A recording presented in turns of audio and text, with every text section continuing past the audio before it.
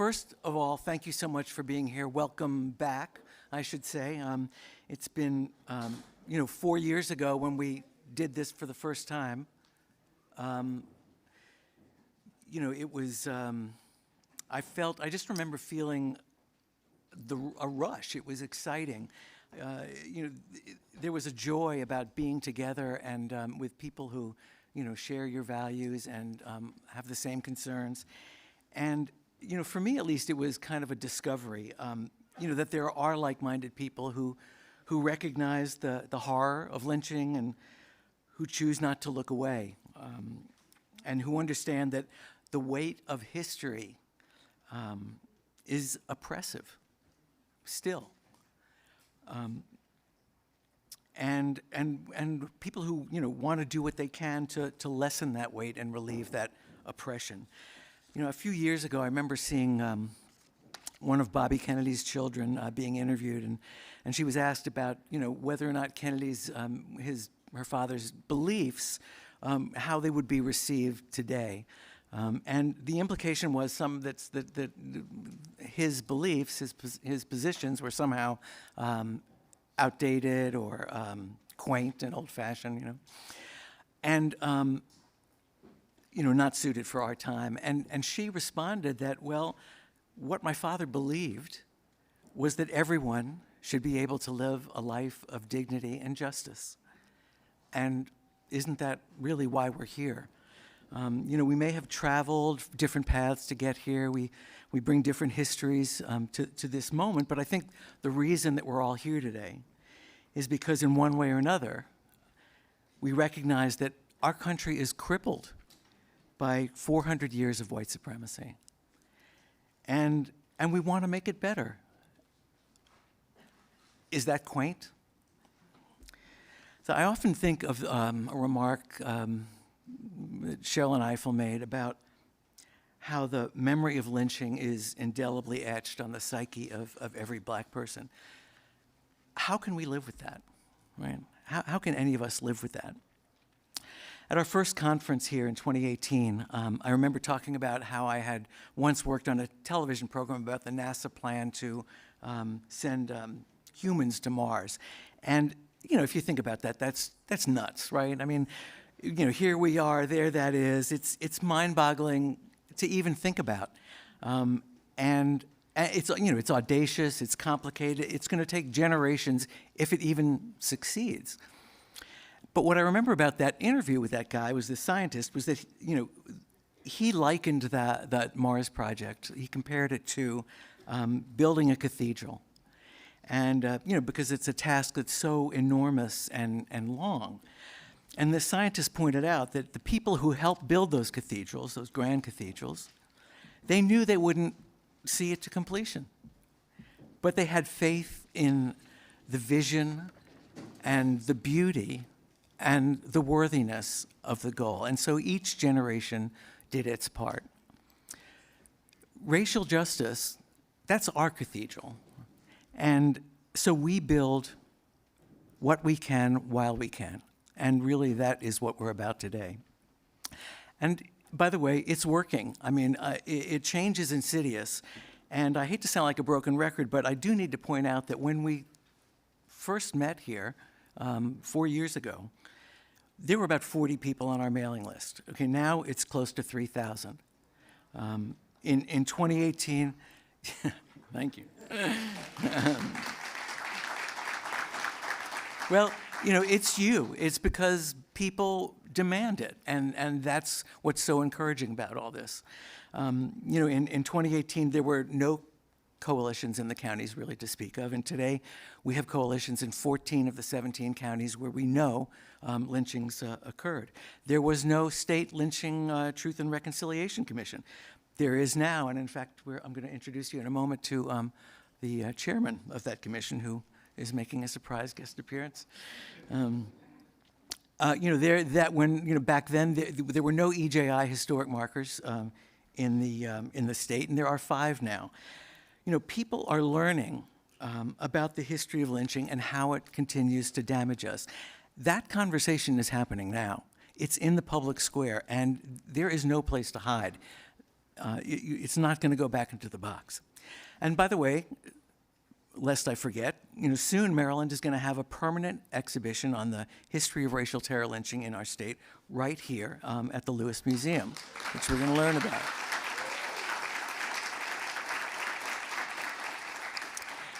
So last year, we were very excited to announce that the Maryland Lynching Memorial Project had reached an agreement with the Lewis to work together to create that exhibit, as well as a memorial to all lynching victims in the state, known and unknown.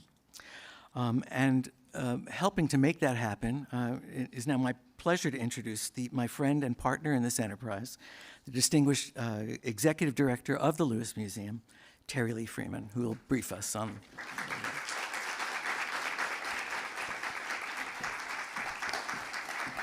Thank you, Terry. Good morning. It's good to see you here. I know it feels good to be in a room together and not be on a screen looking like the Brady Bunch, although that did what it needed to do. Will, thank you so much. I don't know that there's much more briefing I can give you because Will has basically told you about our partnership to erect, I will say, a new exhibit to the memory of lynching, but not just the memory of lynching, but the recognition that, in fact, it continues.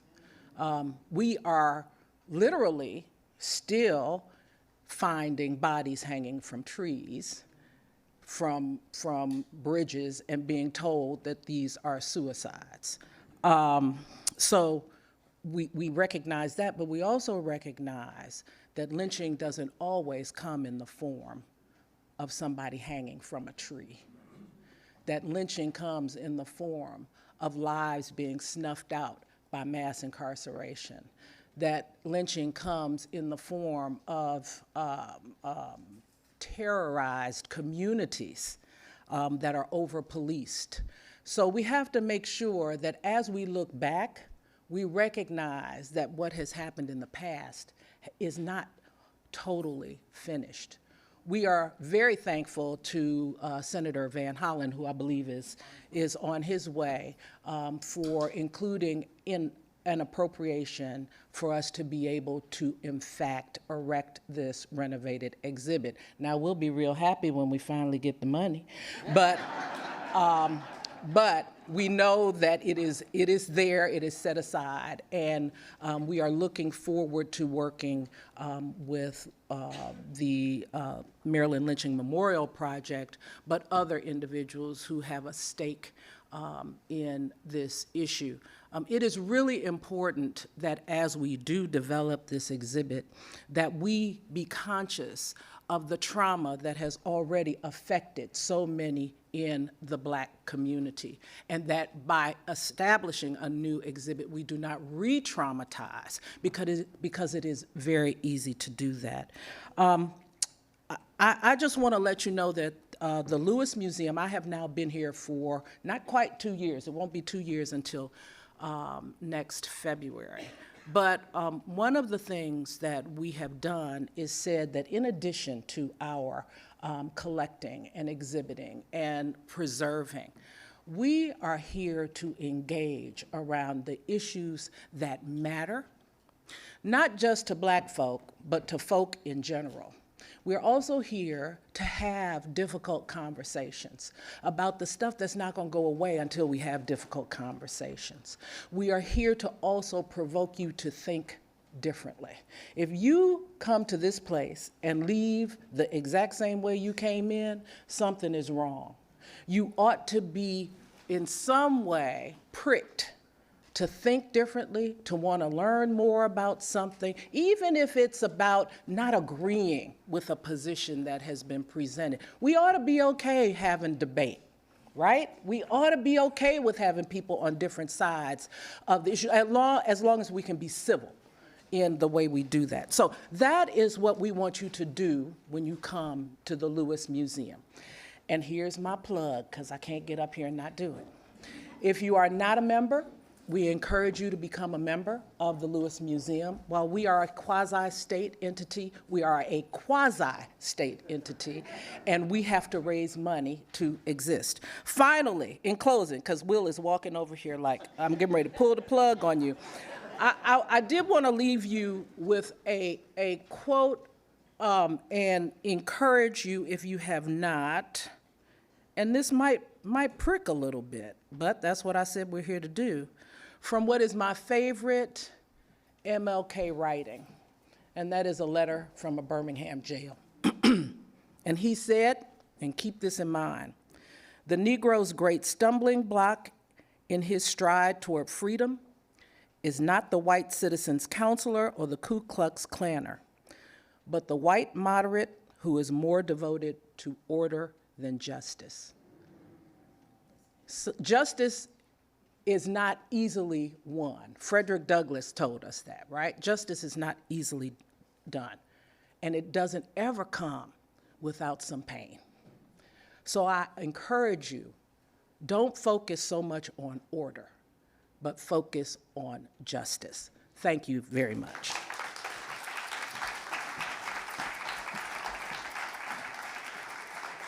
Thank you so much, Terry. So, of course, one big reason we're in a position to be planning this exhibit that Terry just spoke about, and the memorial, is because of Maryland's junior senator, Chris Van Hollen.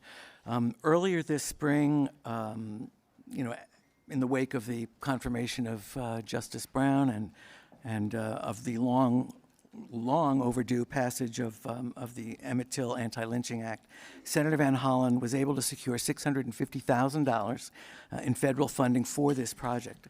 And so we are indebted to him for what we are planning to make as a bulwark of truth. As you know, the senator served for 14 years in the House, in the 8th District, before winning his Senate seat, which I hope it's okay to say. I hope I'm not violating a 501c3 rule, but I'm thrilled that he was running again this year.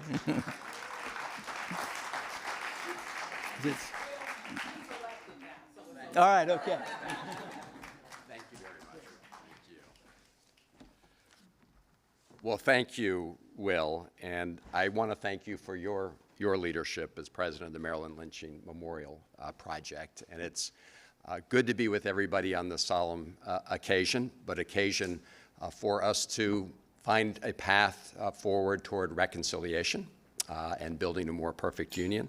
To the executive director of this museum, the great Terry Freeman, thank you for your extraordinary leadership at this very important place. I don't know if David Fakunle is here, but I do want to thank him for his leadership with the Maryland Lynching Truth and Reconciliation Commission, and everybody who's gathered here and participating in this very important gathering.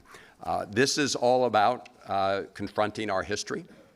This is all about confronting our history in order to learn from our history, and to learn from our history in order to build a better future.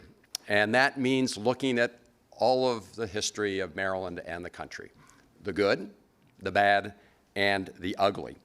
At the outset, I do want to acknowledge the important work of a great scholar of our history, Louis Diggs, who passed away last month at the age of 90. As the Speaker of the Maryland House of Delegates, Speaker Adrian Jones, said, and I quote, "His passing is a devastating loss, but his influence and voice will echo for years to come."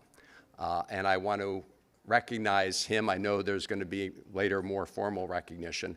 And all of the scholars and historians who really shine that light on our past. I do also want to celebrate a recent bright spot in Maryland's history, and that is the election of the first black governor in the state of Maryland.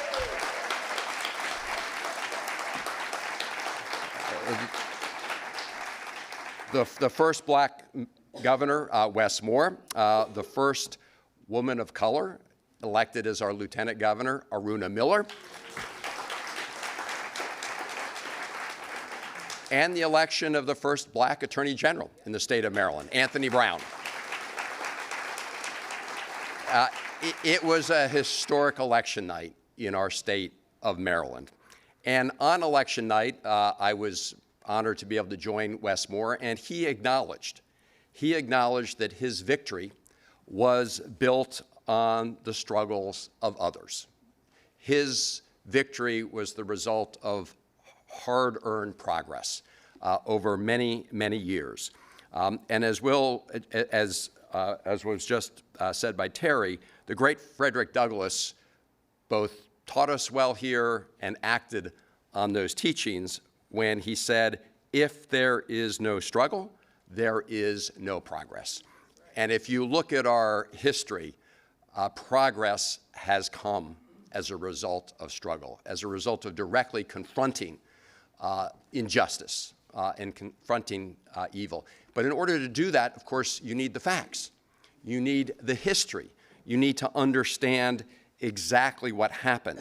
And we need to shine a light on the dark corners of our history that we would rather look away from in order to seek truth and to seek reconciliation. And that, of course, is why we are here today as part of this important Maryland Lynching Memorial Project. And it's why earlier this year, I joined leaders here to announce a new partnership between the federal government, between this great museum, and the Maryland Truth and Reconciliation Commission to establish a permanent exhibit that you heard about that would memorialize and bring light to that dark truth about lynching in Maryland. And we were able to secure $650,000 in what's called congressionally directed spending, colloquially known as earmarks, because this is a very important public purpose in my mind. Terry just reminded me she hasn't actually gotten the check yet, so we will get that.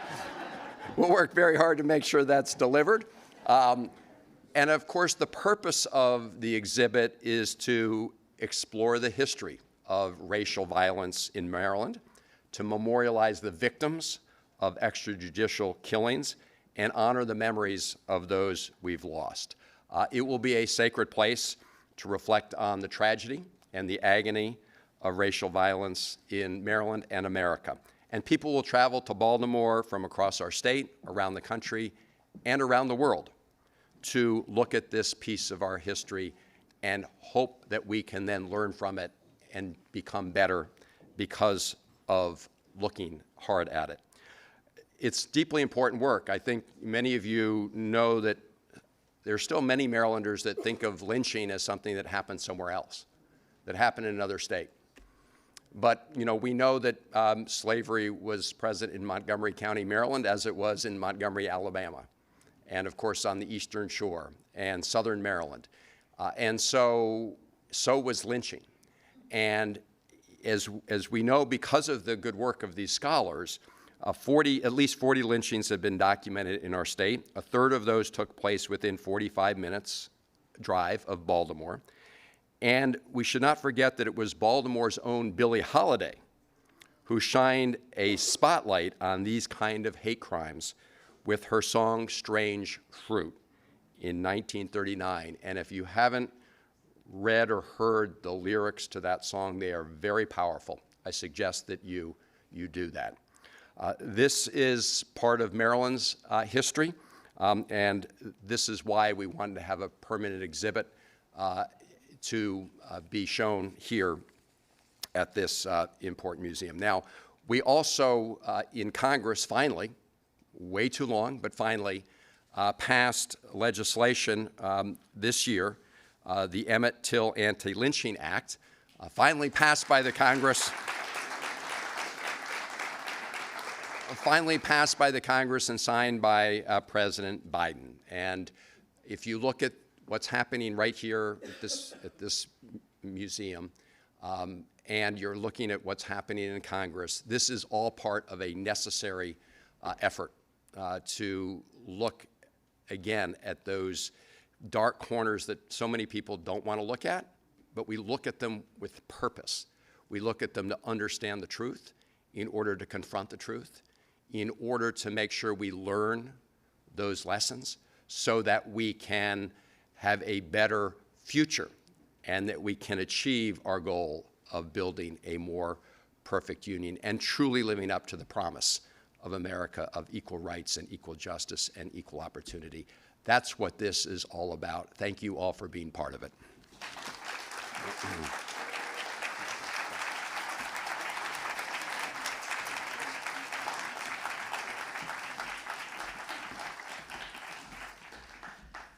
Thank you so much, Senator Van Hollen. Before we go too much further, I want to remind people that there are books. Sorry about that, Matt. We've got these wonderful, spectacular books that are outstanding, and they're outside for sale now, and both authors are going to be here to sign them. So I hope you'll take advantage of that. We have made it a custom at this event. You can advance, Matt.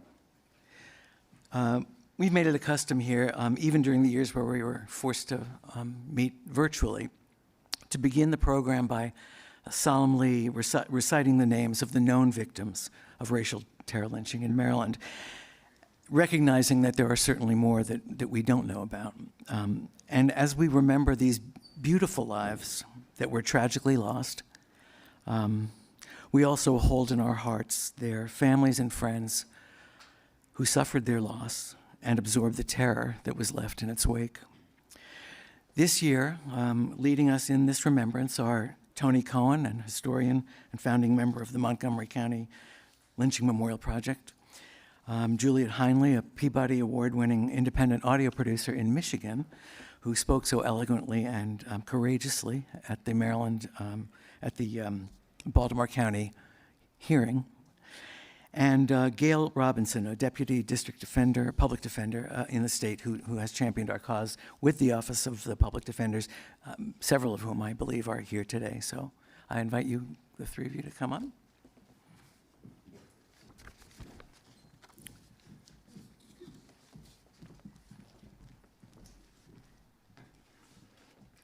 David Thomas, John Fields, Frederick Pierce, Jim Wilson, Isaac Moore, Jim Quinn, Thomas Jurix, John Jones, John Henry Scott, John Sims, Mike Green, James Carroll, George Peck. John Diggs Dorsey, George Briscoe, Townsend Cook, Howard Cooper, Charles Whitley, Benjamin Hance, John Biggis, Asbury Breen, James Taylor, Isaac Kemp, Stephen Williams, Jacob Henson Jr., and James Pierce.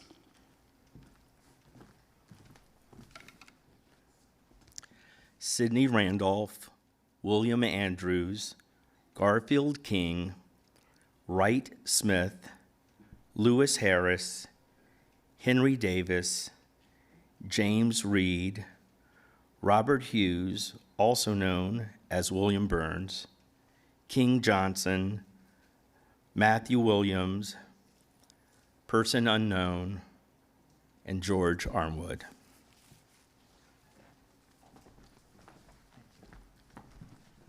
Thank you very much. May their memories be for a blessing. So, many of you, I want to take a couple of minutes to talk about how we figured 38 lynchings in Maryland, because many of you who've been with us over the years have probably noticed that the number and names of those we consider lynching victims in Maryland have changed over the years. And it's a question we get a lot, is why there's a difference between the numbers that we cite compared to others. And I just wanted to take a moment to kind of explain how we got where we are. When the Baltimore Sun did its big splash in the paper, Lynching Project, in 2018, they identified something like 46 lynchings in the state. So we, the Maryland Lynching Memorial Project, we're concerned with racial terror lynchings, and roughly defined that, those are extrajudicial murders performed by 3 or more people with a racial motive, a motive of intimidation. And so not all the murders that the Sun identified meet that criteria that we or the EJI or the commission, the state commission, probably think are applicable. So here are the 10 lynchings that the Sun included in its count. And we don't recognize any of these as racial terror lynchings. As you can see, 5 of these lynchings are of white victims, so that wouldn't be a racial terror lynching.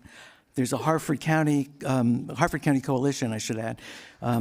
They determined that the report of this unknown victim in 1868 was actually Jim Quinn, someone that they had already been able to document.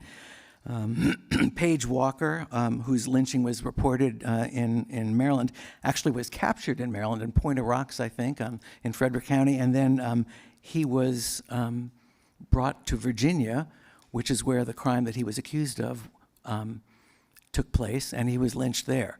So that's not a Maryland lynching. Then there's Hezekiah Brown, that never happened.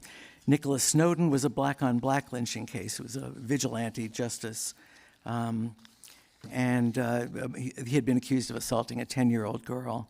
A really interesting case, it was the case of William Ramsey, who was reportedly lynched in Rosedale, Maryland, in Baltimore County in 1909. But it was actually determined by Jenny Lyles and Linda Shopes that there seems to have been a misunderstanding that was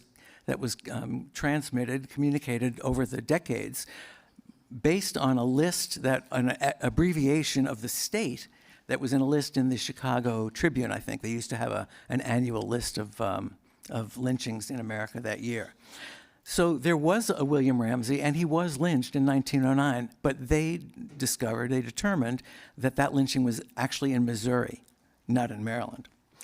And so in addition to those lynchings in the Sun that I list, there are other sources list an Ed or a Ned Watson, who was reportedly lynched in Worcester County.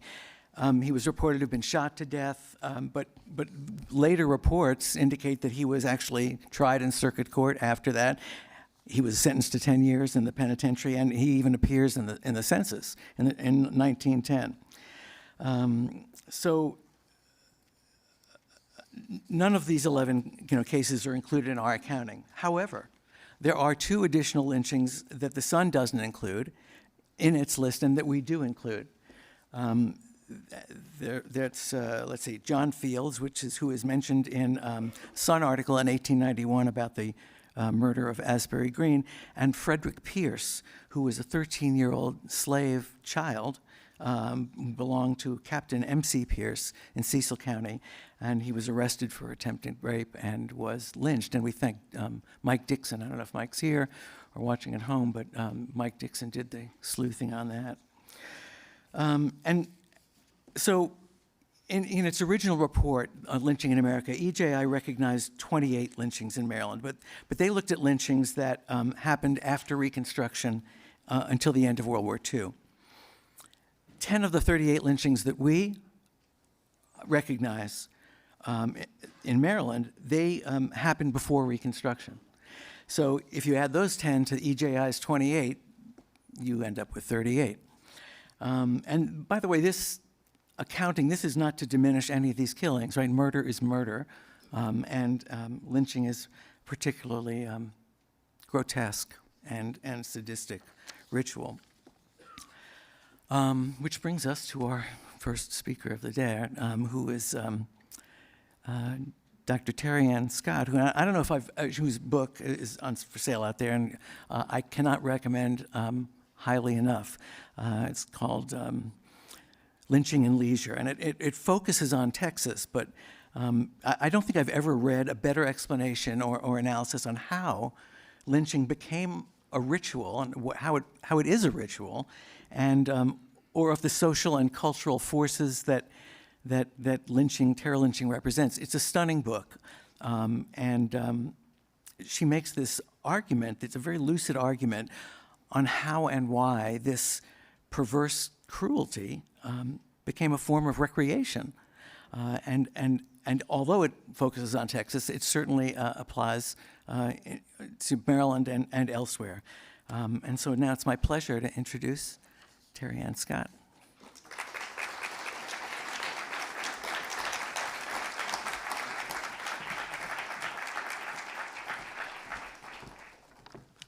Good morning. Can you hear me okay? First, I just want to say how moving it was to hear the names of all of the victims read. And so I'm still kind of resituating from that. I appreciate the recognition of their humanity in doing so. I also now acknowledge that I need these, so I'll be using those. First of all, thank you for inviting me to speak today. What an honor.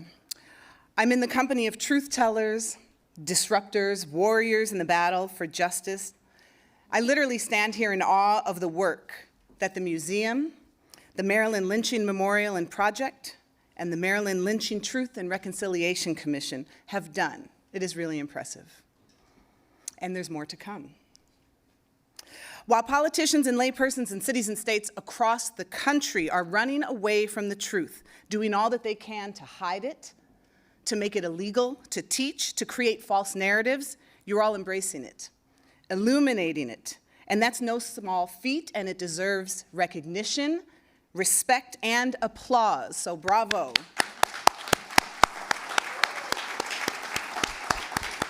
It makes me proud to live in Maryland. I know in the flyers and newsletters it indicates that I'll discuss my book today. That was the original plan.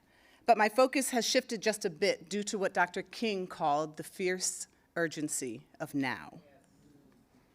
To be fair, what I discuss is highlighted in the epilogue, but more than that, it's something I work to address and destroy in my current role. It is a continued act of lynching, as you alluded to earlier.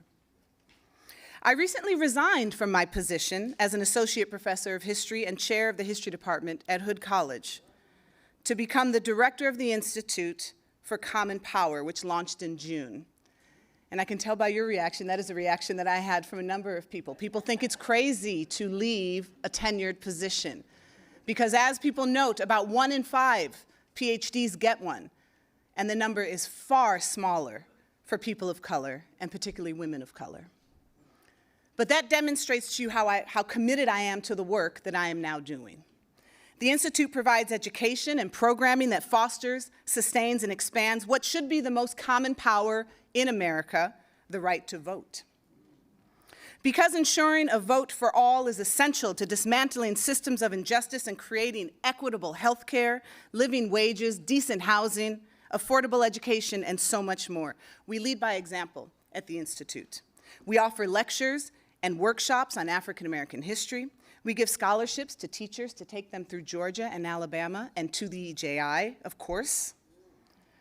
We teach them about the history of enslavement, voting rights, and the civil rights movement so they can bring it back to their schools and their districts. We provide free tutoring, SAT prep, and college visits for students who live in government-funded housing. And we confront, in a variety of ways, the history of lynching in America as we work towards accountability and reconciliation. This is why I am so impressed by the values, convictions, and actions of those gathered here today. Our tasks are grand, folks, because while we work so diligently to teach about the past, confront the ills of a nation, just as so many are working to deny those ills, as we do this work, we are faced by a present that looks uncomfortably similar to the past that we study. Just this past Thursday, a noose was found at the construction site of President Barack Obama's Presidential Center in Chicago. The placing of this noose served as an attempt to diminish the accomplishments of this great man, to reduce him to an object deserving of violence and death. Good luck with that. President Obama shall not be moved. Amen. But there is a glaring reality that the placing of this noose alludes to that must be acknowledged so it can be destroyed. People frequently ask me, when did lynching end? When was the last lynching in this country? How do we account for the end of lynching in America? I've studied lynching for more than 25 years. And in years past, I've attempted to answer those questions by pointing to the lynching of James Byrd in 1989, or by discussing a post-civil rights era bereft of mob violence. But 2 years ago, in the midst of a pandemic that exposed racialized disparities in health outcomes and the concurrent protests of the public killing of Black people, I finally understood the answer to the questions that people had asked me for years. Lynching never stopped. Lynching continues to be used as a form of racialized social violence and control. I remember so clearly the moment when I realized this. I can visualize it. I was sitting at my desk, reflecting, crying. The moment haunts me. It resides in my consciousness as a harbinger of stalled progress. It grasps my existence with the tension of every maddening expression of racial othering and inhumanity I have witnessed, studied, experienced. It was a moment when I saw the slender, round face of a young Black man gleaming with the innocence of an unsuspecting altruist.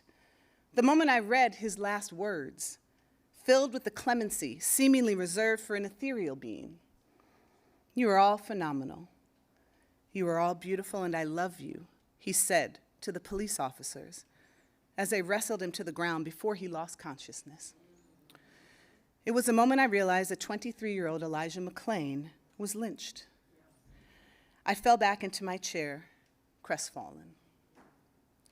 As a former professor of African American history and continued scholar of lynching during the late 19th and early 20th centuries, I teach this as a part of the nation's sordid past, including the destabilizing impact it has on African American communities. In recent years, I had largely shied away from making such historical comparisons, out of respect for the unique circumstances that helped define and contribute to the countless lynchings that swept the United States throughout the first half of the 20th century and the latter portion of the 19th century. While I was completing my monograph, Lynching and Leisure, in 2020, the modernity of lynching became more prescient as the world had seemingly collapsed into its own wretched history. The events that occurred or became visible in 2020 allowed us all to bear witness to a disturbing and unavoidable reality. Lynching is not a relic of the Jim Crow past. It is, in fact, a modern form of racial terror. The spectacular brutality once preserved and disseminated through photography and corporal souvenirs is now captured by cell phones and body cameras, allowing society to witness racial terror in all of its modern forms. The asphyxiating tide of murders over the last couple of years, the oral and visual replaying of death, has left us all grasping for breath, still wreathing from the suffocating reality of Ahmaud Arbery's lynching. In Georgia, we were forced to confront the indescribable pain of witnessing George Floyd's murder in Minnesota. And then we learned about the murder of Elijah McClain in Colorado, months following his death. And yet the term murder somehow fails to convey the extraordinary cruelty of their killings. These men and countless others who have lost their lives in recent years were all lynched. Each presents a set of facts comparable to the history of lynching in the US as defined by the Tuskegee Institute, the NAACP, and many other anti-lynching organizations. They define lynching as follows: a killing that occurs without due process, committed by 3 or more persons, done under the pretext of service to justice, race, or community. Additionally, and this was not a part of their formal definition, what often characterized a lynching was the committing of an alleged egregious crime and a lack of concern among the lynchers that they would be prosecuted for their actions. Let's examine for a moment the history of lynching and how it ties to our modern world. Lynching victims in the first decades following the Civil War were often white. Their alleged crimes typically involved horse theft, cattle theft, or murder. Furthermore, their bodies were frequently found hanging from trees intact in the hours or days following their deaths, and the parties that lynched them, if seen, were often masked.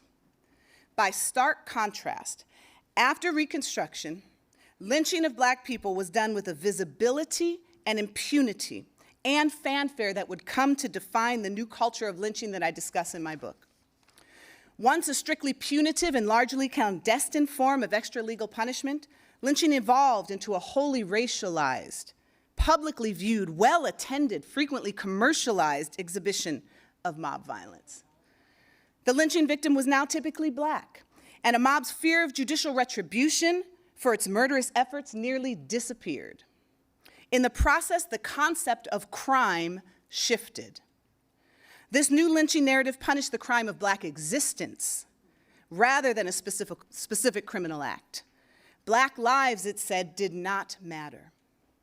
We tend to think about what constitutes crime in conventional ways: arson, murder, etc. But the definition of crime changes when race and a racial hierarchy are involved. During the postbellum era, in the absence of a master-slave dyad, when white people sought to reinforce white supremacy, a crime committed by a Black person was perceived as particularly egregious misconduct that often signaled a broad call to action. Such incidents required, it seemed, a suspension of due process in an effort to maintain white supremacy. The list of offenses allegedly committed by African Americans that forced the assemblage of a mob predictably involved crimes against the white body, including murder, rape, and assault. Even when evidence to support the allegations was thin or non-existent. Dubious allegations, however, such as flippantly responding to a white man, voting, writing a letter to a white woman, organizing a migration, suing a white person, or being too prosperous for a Black person, were also considered impudence punishable by mob violence. This gamut of transgressions, wavering between modern interpretations of criminal transgressions and the fiercely ridiculous, exposes the mutability of crime. The idea of what constituted a crime had clearly become something subject to unbelievably racist and horrific interpretations. When a local sheriff found Ben Little, an African-American man arrested in Mount Pleasant, Texas, in October 1885, dead and hanging from a tree after a mob removed him from his cell, a note pinned to Little's back featured the following message: "This Negro was not hanged for the highway robbery he committed in Titus County last Wednesday, but for the slanderous talk he has had about a certain white family in Mount Pleasant, which we deem a scandal to the white race. The family is as innocent and pure as the angels in heaven, and we feel that we have not committed a sin in the sight of God. And furthermore, we feel that we have done a great and noble act for our country. As gentlemen, speak to the dead for further information." Signed, Citizens of Mount Pleasant, to the number of 68. The patrolling of Black people's place has too often served as a superlative entity in an algorithm for what renders a crime a crime. Expressions of freedom, sovereignty, and advancement by Black people continue to function as crime in the same manner as violent misconduct. What appears as seemingly benign activities still frequently gain potency when the perceived aggressor is Black and the racial hierarchy is threatened. This has not stopped. Over the last few years, we have witnessed how freedom expressions of Black people are surveilled and criminalized. Citizens who believe they are patrolling their local environments are in fact patrolling racial boundaries. People have in recent years and months called the police on Black people who are, for instance, attempting to access a parking garage or gym in the space where they live, hosting a lemonade stand, picking up garbage, or simply jogging. Crime, then, is something defined by historically specific phenomena, by the nuances of everyday existence, by social interactions, and ideas about race and identity, by sheer racism. At times, the outcome is death. Elijah McClain was returning from the store in Aurora after purchasing iced tea for his brother. Donning a ski mask, a choice his sister said he often made because he had anemia and would sometimes get cold, he was approached by several police officers who ordered him to stop. The person who called the police reported that McClain seemed suspicious but did not seem to pose a threat. Moments later, officers wrestled McClain to the ground. He was autistic. He said to them, "I can't breathe. I have my ID right here. My name is Elijah McClain. That's my house. I was just going home." As the officers slammed him to the ground, he exclaimed, "You are all phenomenal, you are beautiful, and I love you." Officers placed him in a carotid hold. First responders administered an injection of ketamine in an alleged effort to sedate him. He had a heart attack en route to the hospital and passed away several days later. The flippant accusations against Ahmaud Arbery were similar. When Gregory McMichael contacted 911 after seeing Arbery jogging, the operator inquired of McMichael the nature of the crime being committed. He replied, in part, "There's a black male running down the street." We can imagine it in the minds of the men who killed Arbery. He was not a young man innocently jogging down a neighborhood street on a sunny day. He was a conflation of blackness and criminality that has pervaded in American consciousness and has been produced and reproduced across time and space. 2 months following the death of Arbery, 4 officers apprehended and killed George Floyd for allegedly attempting to use a counterfeit $20 bill. Each death points to an undeniable conclusion. The extraordinary violence exacted upon these men was done to punish the crime of black existence, to demonstrate the triumph of white over black. During the heyday of lynching, local citizens and law enforcement agents could and did act without, although at times with, sanction from the court and public administrators, because they assumed they were the ultimate authority to be judge, juror, and executioner. Lynchers settled into a knowledge, a comfort that their actions would not be disrupted and they would not be prosecuted. In 1916, after the lynching of Jesse Washington, NAACP investigator Elizabeth Friedman asked Sheriff S.S. Fleming in Waco why the 50 deputies he had sworn in were not present to shield Washington from the crowd that removed him from the courthouse and burned him on the lawn of City Hall. Fleming rhetorically responded, "Would you want to protect the N-word?" Now, he said the word, I choose not to. 15,000 people participated in the burning death of Washington. The men who killed McLean, Arbery, and Floyd similarly acted as judge, jury, and executioners.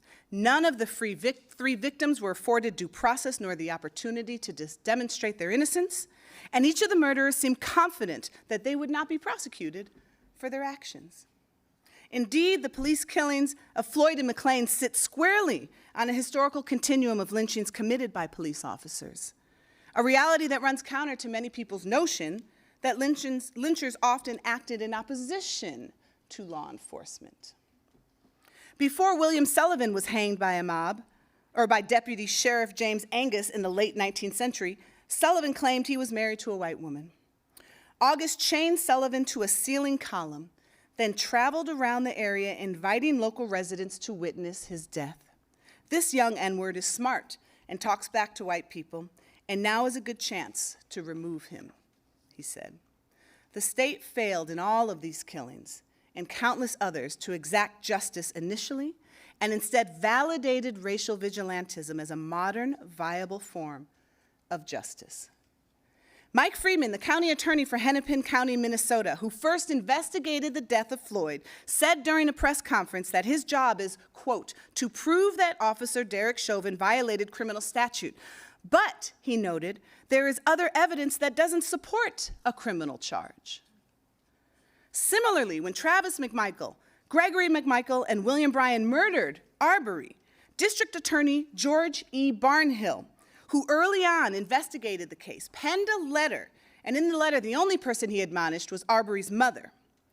And he said this, "It is my professional belief the autopsy confirms what we had already viewed as shown in the videotape, with the photographs and from the witness statements, taken immediately at the scene. We do not see grounds for an arrest of any of these 3 parties." He added that they were in, quote, hot pursuit of a criminal, due to the claims that break-ins had recently occurred in the neighborhood. What is part of the definition of a lynching that I mentioned earlier? Believing that you are acting in service to race or community. Charges were eventually brought against those involved in the deaths of Floyd and Arbery only because of protests, of action on the part of people across the nation. It took 3 years until charges were brought against the individuals responsible for the death of McLean. That just happened this past summer. All of these murders demonstrate how coroners also and medical examiners are often part of the equation that too often justifies the killings of Black people. An autopsy conducted by the Adams County coroner declared that the cause of McLean's death was inconclusive. His death, the coroner argued, could have been caused by natural causes. As a result, District Attorney Dave Young cleared the officers involved in his death. He said the forensic evidence revealed that the cause of death was undetermined. Based on the facts and evidence of this investigation, I cannot prove beyond a reasonable doubt that the officers involved in this incident were not justified in their actions. In the cases of Arbery and Floyd, the initial state-sanctioned autopsies similarly failed to provide clear culpability for the men who murdered them. These conclusions are reminiscent of lynchings from the past when coroner's reports worked to absolve lynchers of any wrongdoing. In 1895, T.D. Hightower, acting coroner at the time of Nelson Calhoun's lynching, exonerated the individuals responsible by publicly stating that Calhoun died at the hands of parties unknown. It's a common thing that we hear, despite the fact that the lynching was committed by unmasked individuals during the day. Hightower added that the death was, quote, deserved. After completing a formal inquest into John Henderson's mob death by burning by 5,000 people in 1901, Justice of the Peace and Coroner H.G. Roberts presented his ruling. I find that the deceased came to his death at the hands of the incensed and outraged feelings of the best people in the United States, the citizens of Navarro and adjoining counties.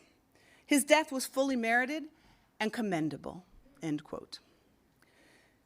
As of this summer, charges were brought against the people involved in the lynching of McLean.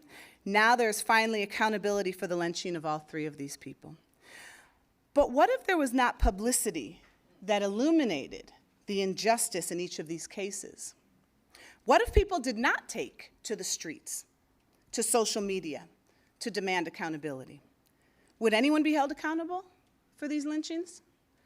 How many other people have been, will be lynched in this country yesterday, later today, whose murderers will not be seen, not recorded on cell phone cameras or body cams, and they will therefore be buffered from exposure and prosecution?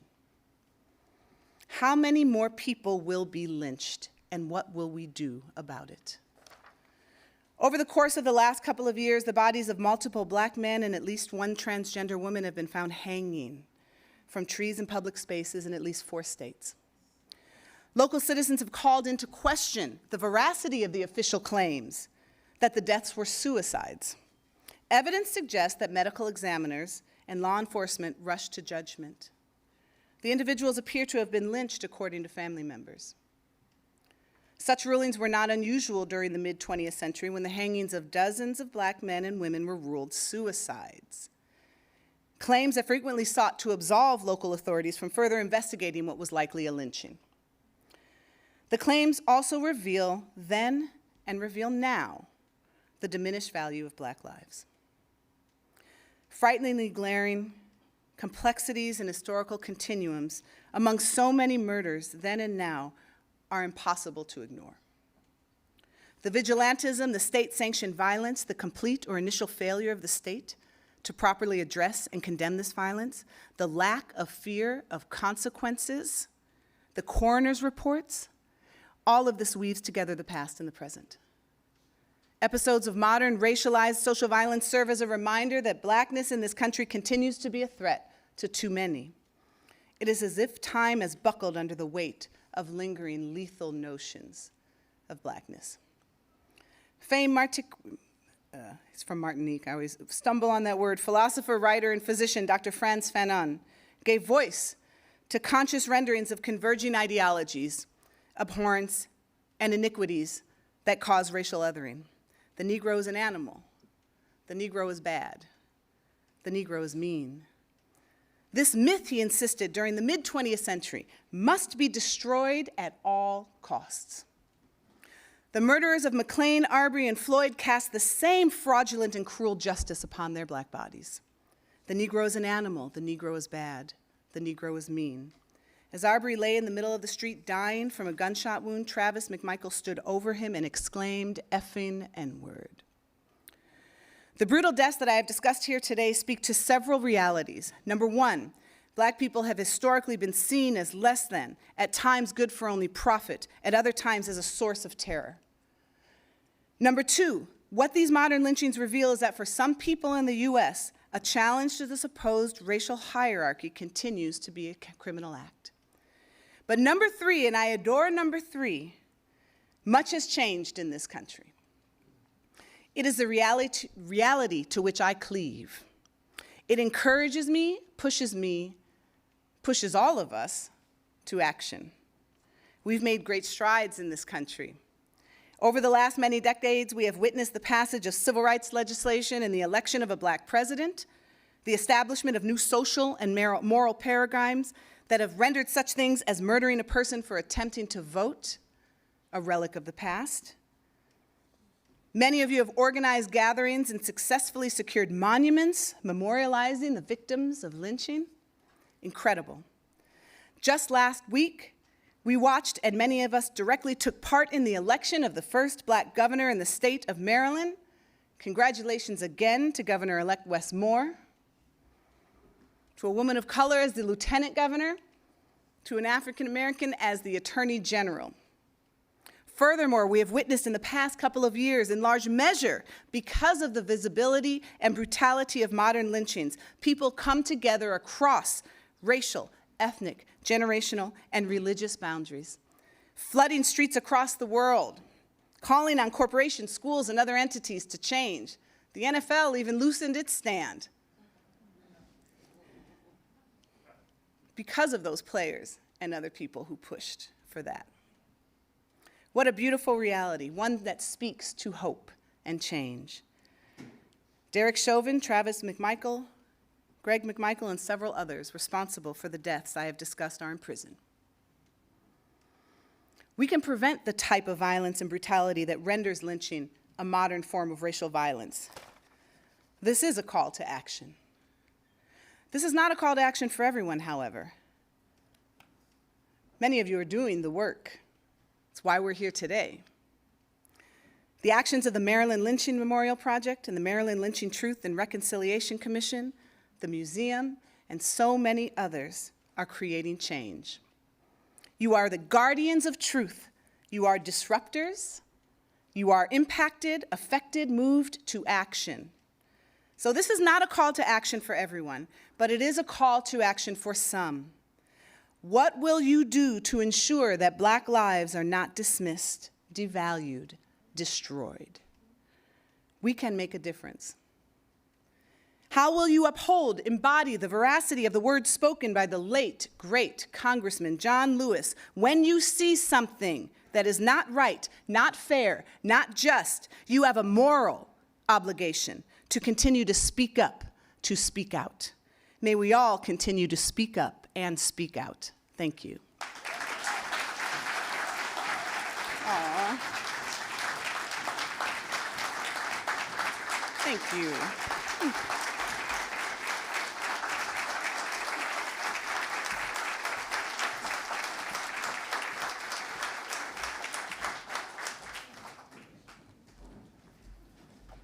Yikes.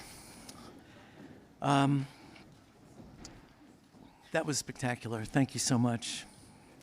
Now, don't you want to get the book if you haven't gotten it yet? You just sold a few. We in Maryland can be proud that our state is really leading the truth and reconciliation efforts in this nation, where it's remarkable, I think, that a former slave state is taking responsibility for the racial terror that occurred within our borders. And we are still the only state in the union with a Lynching Truth and Reconciliation Commission. And as I indicated earlier, unexpectedly, we are graced with the presence of the chairman of Maryland's Lynching Truth and Reconciliation Commission, who is going to have a few words for us. Dr. David Fakunle.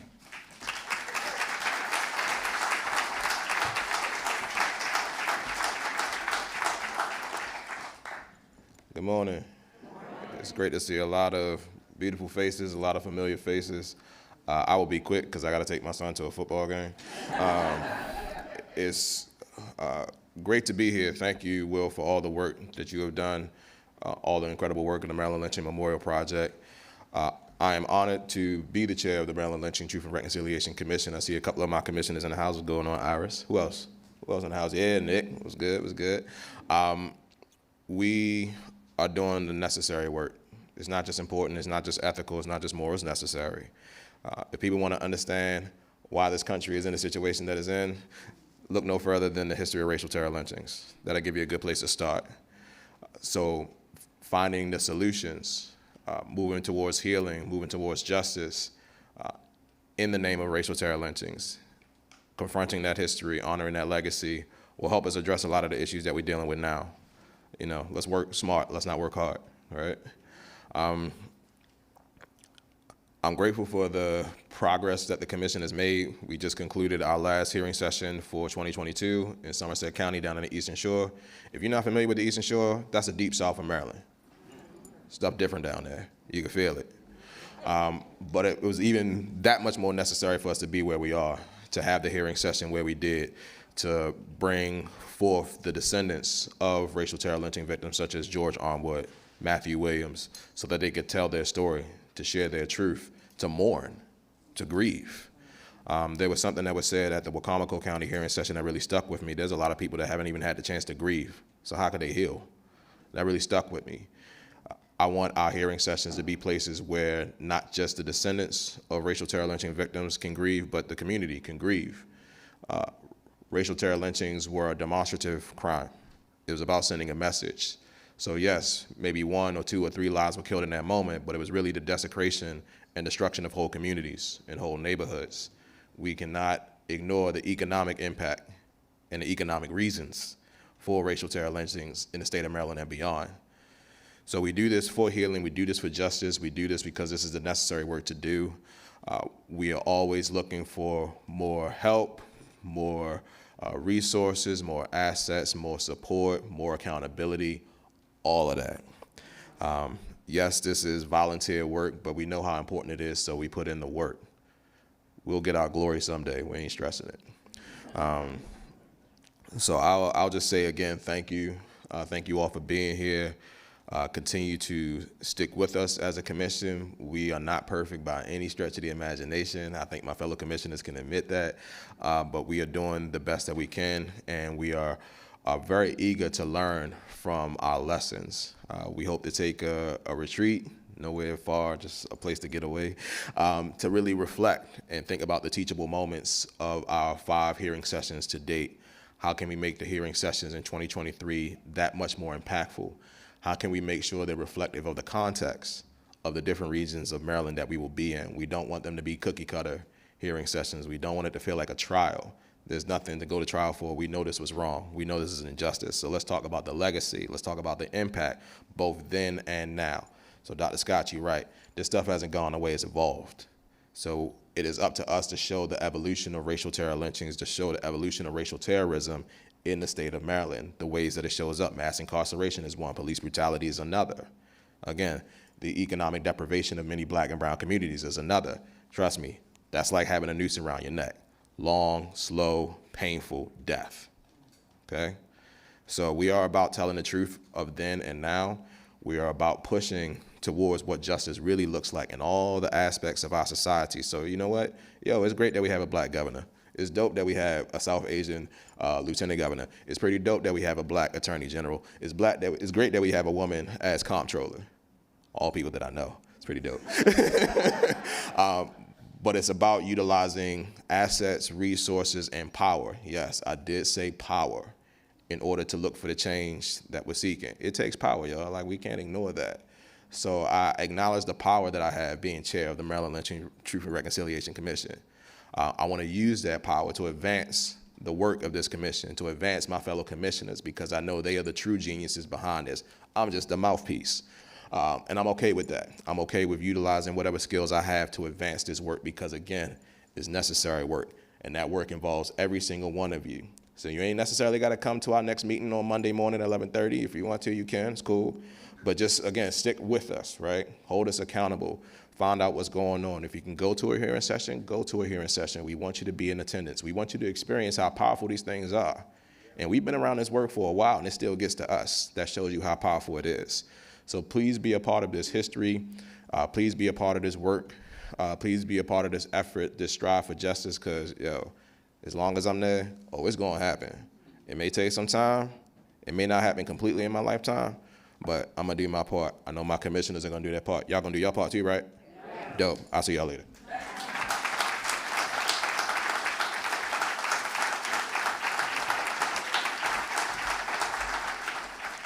There is no one like Dr. David Falconley. I mean, he is.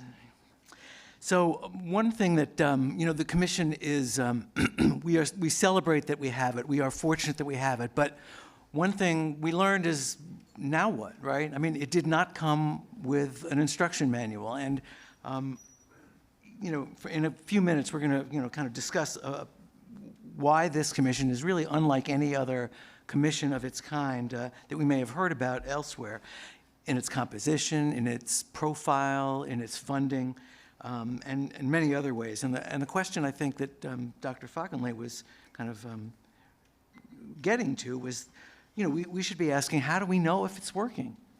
How do we know? What are the outcomes that we hope to see? So in a moment, Dr. Nick Creary is going to lead a discussion to address some of those questions. But first, we wanted to share some of the testimony that was taken this past year. There were 4 hearings, as Dr. Falconley mentioned, and I just want to put together a kind of a montage of some of the moments from each.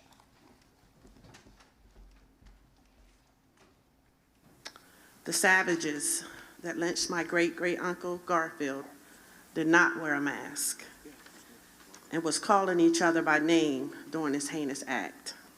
The lynch mob gained access to Garfield while in police custody. What happened to his protection? Garfield was buried in an unknown land and never had a proper burial. As I mentioned earlier, my ancestors didn't even retrieve the body because of fear of something was going to happen to them. We, the family of Garfield King, would like to give him the burial he so deserved. The state of Maryland is ultimately responsible for the lynching and death of my ancestor, James Garfield King. No one to this day, 124 years later, has been held accountable. Who goes into a jail and is dragged out and lynched on the jail lawn? But nobody was identified.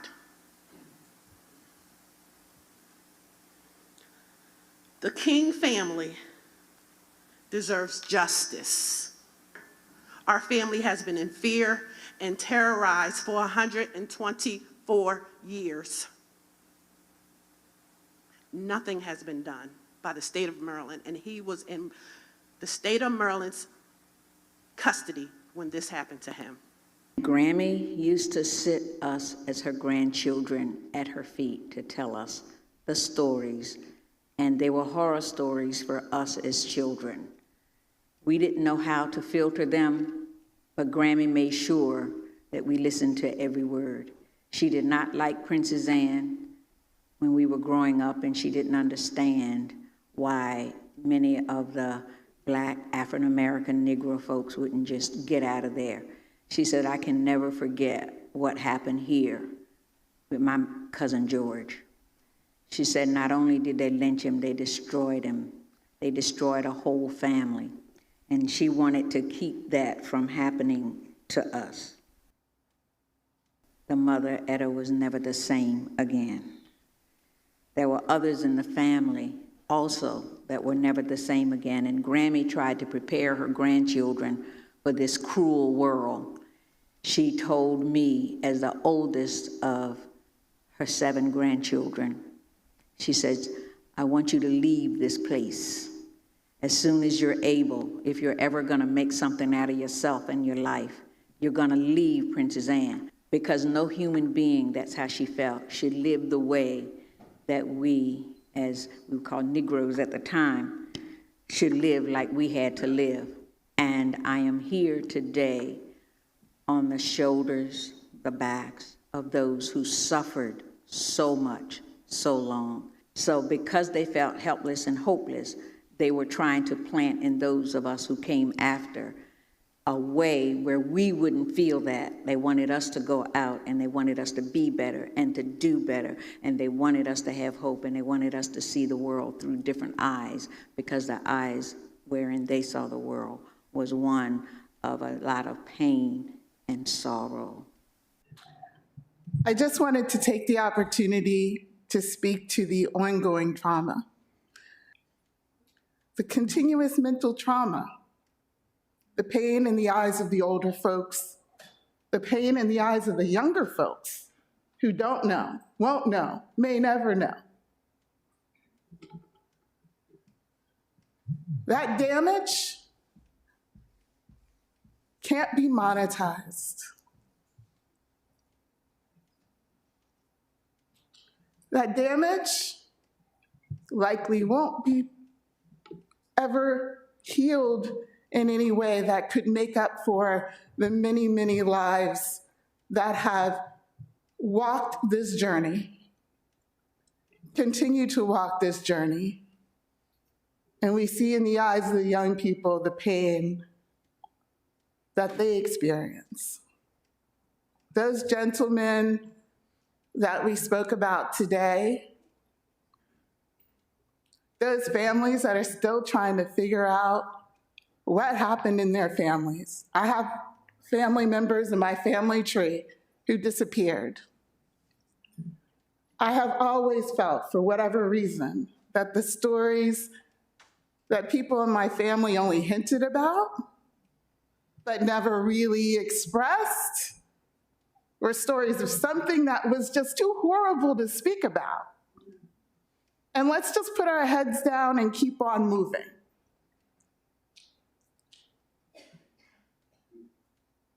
But the pain is still there. So at some point, we do need to talk about it and figure out the way forward. And that involves all of us. I was at my office in Michigan and received a Facebook message request from someone I did not know, but I happened to be online when it came through, so I clicked it. It was from a woman named Jennifer Lyles, who told me she was a public historian with the Maryland Lynching Memorial Project. My heart rate elevated instantly and rapidly. Though I had never known it before, in that moment, I think I did almost know what I was about to read. That I am a direct line descendant of the leader of a racial terror lynch mob. My name is Juliette Heinley, and I am the great-great-granddaughter of Milton Walters Offutt, now known as the perpetrator in Howard Cooper's murder.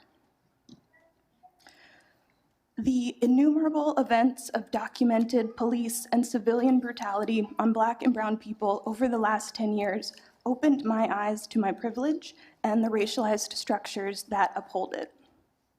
Since learning my connection to Howard Cooper, I can see and feel in a deep new way that there is no distance between me and white supremacy.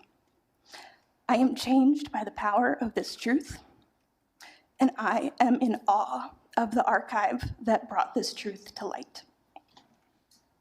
Because it is due and deserved that Milton Walters Offutt not have the privilege of anonymity in this injustice any longer.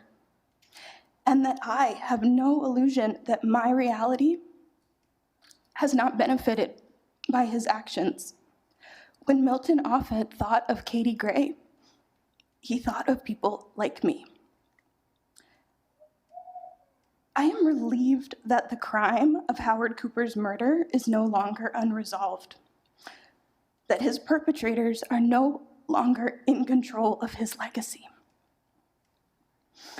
I am so grateful to this commission, to this coalition, to the researchers on this project, and to everyone in this room, and everyone who is part of this work, showing the rest of the country what this can look like.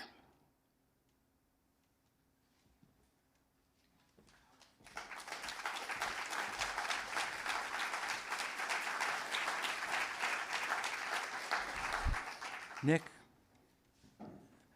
it's your time. So, I've seen that so many times.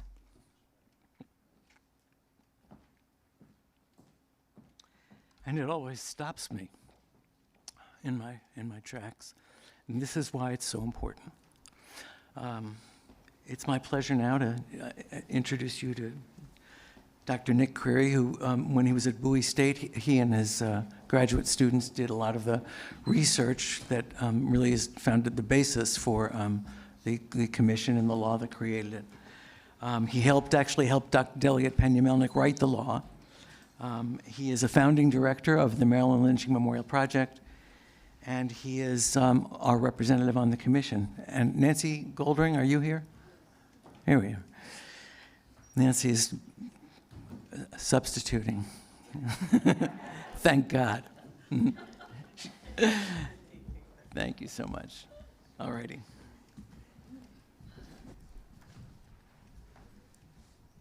Nick, it's you. Okay. Thank you. In the interest of time, I'm not going to read the biographies of the panels, just to mention that to my far right is Nancy Goldring, who is a longtime resident and activist of Baltimore County, living in historic East Towson. She's the president of the Northeast Towson Improvement Association and a leader of the Baltimore County Coalition of the Maryland Lynching Memorial Project, and a driving force in the staging of the hearing that we held back in June. To her right is Dr. Eric Wiebelhaus-Braun from the University of Arkansas Little Rock, and to my immediate left is Virginie Ladish of the International Transitional Justice Committee, or Center for Transitional Justice. I'm sorry about that. But I am enormously proud to have them here so that we can talk about the Maryland Lynching Truth and Reconciliation Commission. I'm a native New Yorker, and so Ed Koch still looms large in my consciousness. He would always ask, "How am I doing?" Well, this is our opportunity as an institution, as a commission, to ask, how are we doing? We've had 5 hearings, 4 of which this year, and the initial plan was for us to have 5 more.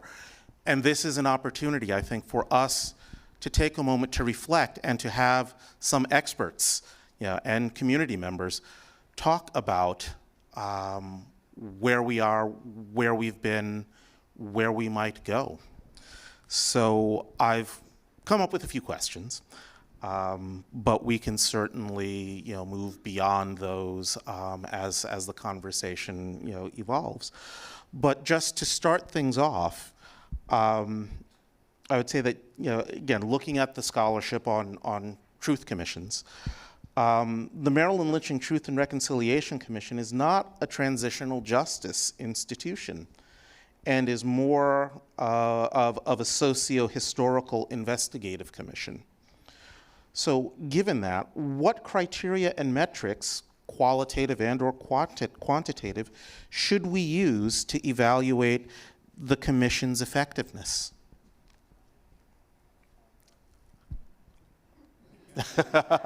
Don't be shy.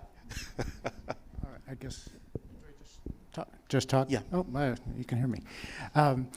I guess as an academic, maybe I think it's useful to stop and maybe briefly explain what transitional justice is. I want to assume that there's that knowledge in the room. It's not a term that's really been that commonly used in American political discourse until very recently. But it's a term that refers to different ways that societies use to deal with violent, oppressive pasts and how they pursue justice in its various forms.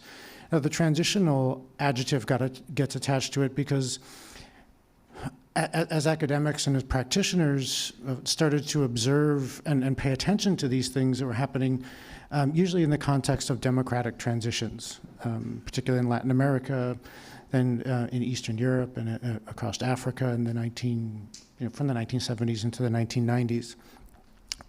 So that's why we often talk about this justice as being transitional, and I think one of the ways in which the uniqueness about this commission matters is in that whereas in a place like South Africa, where the Truth and Reconciliation Commission was created in the 1990s after this incredible transformation, going from an apartheid regime to all race democracy, everyone was paying attention to the Truth Commission. In Colombia more recently, the Truth Commission there was looking at decades of civil war, right? So the whole country was paying attention to it. In contexts where these kinds of commissions are more looking at historical wrongs, for example, Canada has created commissions looking at the historical treatment of Indigenous populations. I think one of the challenges in these kinds of commissions is to get the broader community to pay attention and what's going on, so that you're not just always preaching to the choir, so to speak. So. Thank you. Yeah, building on that, I think, as you pointed out, it's a different context that poses a unique challenge. I sometimes push back on saying that the U.S. is not a transitional context. Depends who you ask, whether we are a country at war or at peace. So I think the challenge is that the crimes we're looking at are not only recent. As we've heard from Dr. Scott and others this morning, they're both past and present and ongoing. So that poses a different challenge than other truth commissions that had a more focused massacre or time period that they were looking at. So I think a challenge, and when we think about evaluating the Truth Commission here in Maryland, is the extent to which this work can connect the dots between the past and the present for the general public. And then I think also, oftentimes, we talk about truth commissions as an important step in establishing civic trust between the state and its citizens, trust that one's rights will be respected and upheld. So we know that in the past that was not the case, but also heard from the testimony that there is still fear today across the country and in different parts of our state to speak out. So I think one question that we should look at in the work of the commission is, to what extent can this work start breaking down that fear and open a space for people to speak about what was unspeakable for so long, and not have that then expose them to further risk or further trauma, but lay the foundation for really ongoing advocacy and work to ensure that this does not ever happen again, which is one of the mottos of transitional justice: never again.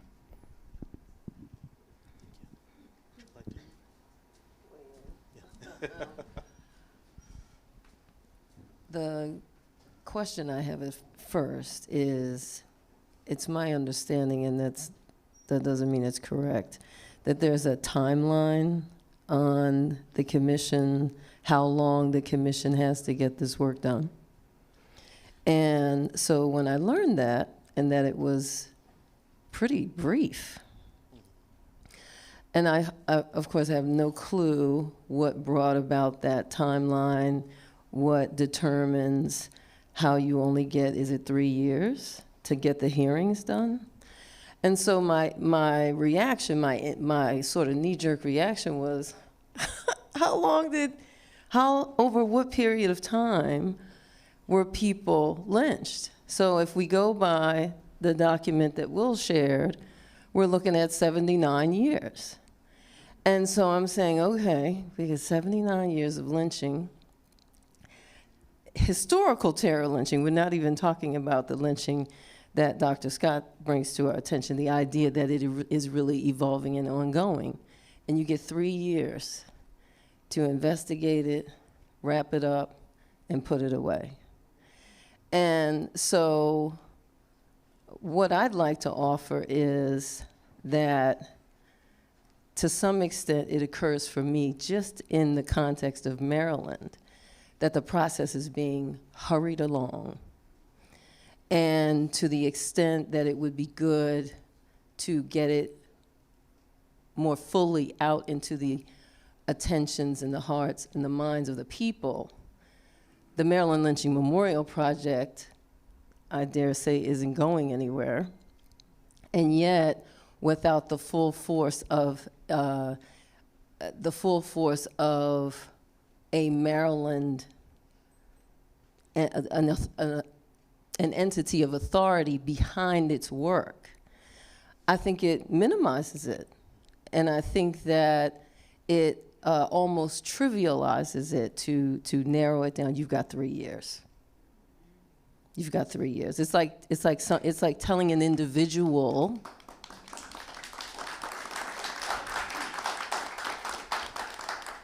Thank you. It's like telling an individual who's experienced trauma in their lives, snap out of it, get on with it, get your head together. So I invite a conversation, a consideration that the act of bringing truth and reconciliation to the process be given more time. Now, how much time? That's part of the conversation. I was having a conversation actually a week ago about how do you know you've succeeded? So where do we want to be 100 years from now? And what exactly are we doing here?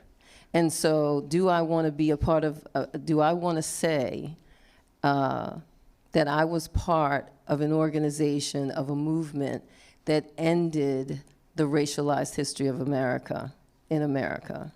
That it's been going on for 400 years, and it took us 100 years to conquer it. Like, what does it take to work yourself out of business? And so certainly the racialized history of America is a business. And we want to make sure that I'm getting lost, so I should probably pass the mic. But hopefully I've said enough that you get the point. The 3 years is absurd. Absolutely. And to be fair, we have asked for extensions and we've gotten them, particularly, as a result of the pandemic. But yes, it would be nice if we had a little bit more time, and I've been gently reminding the commissioners that, we've got a report to write and it's gonna take a lot more time than we're thinking. So yeah, I think that's absolutely crucial, and I mean, there's a lot that I would love to, sort of explore there, but I'll just go back to that original question. What criteria, how should we think about, what makes, and maybe, another way to ask it is, what would be an example of a successful Truth Commission? And in your estimation, what made that commission successful? If I can also start this time, thank you. I think one of the most known Truth and Reconciliation Commissions is the one from South Africa. That there's a famous quote by Michael Ignatieff that said it helped to limit the realm of permissible lies a society tells about itself. And I think that was a really important success in South Africa, that it was, because everyone was paying attention, to your point, right? It was a huge transition. No one was unaware of it, and it was broadcast. This was the first commission to have its hearings publicly broadcast on every TV station, radio station, the newspaper, so people followed it. So I think you could no longer deny apartheid. One shortcoming of the South African TRC is that it looked at violations within the system of apartheid, not as much the system itself. So it looked at torture and killings, but not as much focusing on past laws and the segregated lands. And South Africa is still struggling to undo the depth of the structures of white supremacy that were so deeply ingrained. And they learned from the United States, right? So we have our work cut out for us. But staying on successes, it's always easy to point out the challenges. I think we also could look to Guatemala, where their commission was called the Historical Clarification Commission. And what it succeeded in doing, in my view, was clearing the names of the indigenous peasants who got massacred who were massacred as part of the Civil War, that was part of the Cold War. And villagers did not know the context in which this was happening, and often would say, oh yeah, so-and-so was killed because he, cheated on his wife, or so-and-so was killed because he was a bad person. And finally, when the Truth Commission came about, it was able to clear people's names and reestablish that these were good people caught up in something so much greater than them. And I think hearing about, that really resonates in the United States. Lynching is about dehumanization. And so having the historical context clear the name that this was an act committed with impunity that now we need to put an end to. And finally, I think Canada is also an important example to look at because it opened a space to tell truths that had been unspoken, and within families gave the opportunity for people to connect the dots between the abuse that young Indigenous children had suffered in these state-run boarding schools, which we also had in the United States, and then how they were or were not as parents and as family members. The trauma cycle continued and passed on. And so I did some work with teenagers, and it was incredibly moving as they heard about the history of what took place in residential schools, all of a sudden understanding their grandfather a little bit better, and understanding that their grandfather treated them the way they did, not because they were bad, but because of what their family member had suffered. And so breaking that cycle and putting a space for those truths to be spoken, and as then laying the foundation for the ongoing work to undo those structures. And I think, to your point, it's not about telling the truth, concluding and wrapping up and we're done. I think a truth commission should be judged a success if it is the start of something that's multi-generational. Perhaps you can only have a focused truth commission for a few years for different reasons, but it's not the end in any way, it's the start.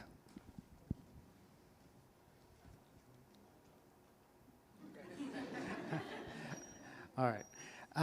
I agree with everything that's been said. I think we could think about success at different levels. So we could think about it on an individual level. There was, what impact did participation in the commission have for those individuals who we saw on the screen, and for others who have given testimony. We could think about it more at the group level or at the community level. And one of the things that's exciting in terms of thinking about a success here is the mobilization that's happened in many different counties in Maryland around these issues that hadn't existed in the past. And so I think coming back to this point about time and the finite nature of the commission is again, like to echo that this is the beginning. It's not the end of now we're done with dealing with the past and everything's okay now. But then what do we do beyond this? So having that groundwork and that organization there that can take on, I think, is super important. So I think as the commission thinks about how to be, how to maximize its success in the long run, a couple of things to focus on would be. One is thinking about that report. I've studied truth commissions for about 25 years. That existed all around the world, and one of the things that almost all of them do is they focus so much on collecting the evidence and testimony and kind of like the day-to-day operations, and they don't have the time or the resources often to just sort of step back and think. Okay, well, what's going to happen after us? Like, what is the legacy that's going to come afterward? And so usually these reports the commissions, one of the things they aim to do is to produce final reports that kind of summarize their findings and put forward recommendations about what should happen next. But often the processes of constructing these reports is really rushed. It's like slapped together at the last minute. There's not time to kind of reflect on the evidence and testimony that's been collected and what does this mean and what should happen next. So I think to try to the extent, and I think Columbia did a quite good job of this, is really deliberately building in time to to plan what the report should look like. Thank you. So I think that I'm tapping my feet because I'm thinking, I told you not to wear these shoes, right? However, in this moment, I'm so glad I wore these shoes because it makes me want to say, yeah, what's the story with the boots on the ground, right? And so out of this work, out of my connection with the Maryland Lynching Memorial Project, I have, and the work in my community, the East Towson community, my friendship with Jenny Lyles. Recently, I mean, like this week, was it this week? I have a conversation with my uncle, Luther, who is 9 years older than me. And we're talking on the phone. We talk a couple times a week, and somehow, oh, I knew what it was. A cousin stops me at a funeral and hands me a piece of paper, and on that piece of paper it says Francis Luther in parentheses, and then Bentley. And I said, oh, that's Lou's grandmother. She's like, right. What was her mother's name? I said, great question. I don't know. Grandma always talked about Miss Francis. She never talked about anybody past that. So I said, but I'll ask Lou. He probably knows his grandmother's name. So I said, hey, listen, Jarvis asked me if you know your grandmother's name. He's like, oh my God, right? No. And so he then goes on to tell me that my grandfather, his father, was born in Lexington, Virginia. And I was like, what are you talking about, Lou? Daddy's from Lutherville. He said, yeah, he was raised in Lutherville, but he was born in Lexington, Virginia. And he said he told me that he was born in Lexington, Virginia, but he would never tell me what his life was like there. So long story longer, I call Jenny Lyles. I said, listen, Lou, I got this friend, and she can find out all kinds of crazy stuff about, genealogy and like that. So I tell Jenny Lyles, I'm really telling Linda and Amy and Jenny in a Zoom call. And as fast as I say it to her, she sends me the information about my uncle's grandfather and his grandfather's parents. And the first thing she sent me said that he was living with a white family at 14. And I was like, what went wrong here, right? So, because I'm thinking, how does a 14-year-old black child end up living with a white family even then? So, later on, Jenny sends me the information, she says, no, that's not your grandfather, that's his father. And then we find out that my grandfather shows up in Lutherville at 8 years old. And so I say all this to you because, first of all, I say to myself, and I said to Lou, and I said to my mom, 8 years old, what happened to him? He was only in Lexington for 8 years, and he never would talk about it. And so in answering this question about how do you know the work is working, I can only share with you that in my own life, where I thought everything was fine, and I did not know the history, and nobody seemed to know anything in Towson about lynching until the marker went up which was Mother's Day weekend of 2021. And then I have dinner for my mom and my aunties at the house for Mother's Day, and my auntie is telling the story of how she, like the lady in the clips, Miss Boots sat her down at 7, 8 years old, telling her about a lynching. And she says, I just remember Miss Boots, she told us, and she said, oh, it was a terrible time to be in Towson.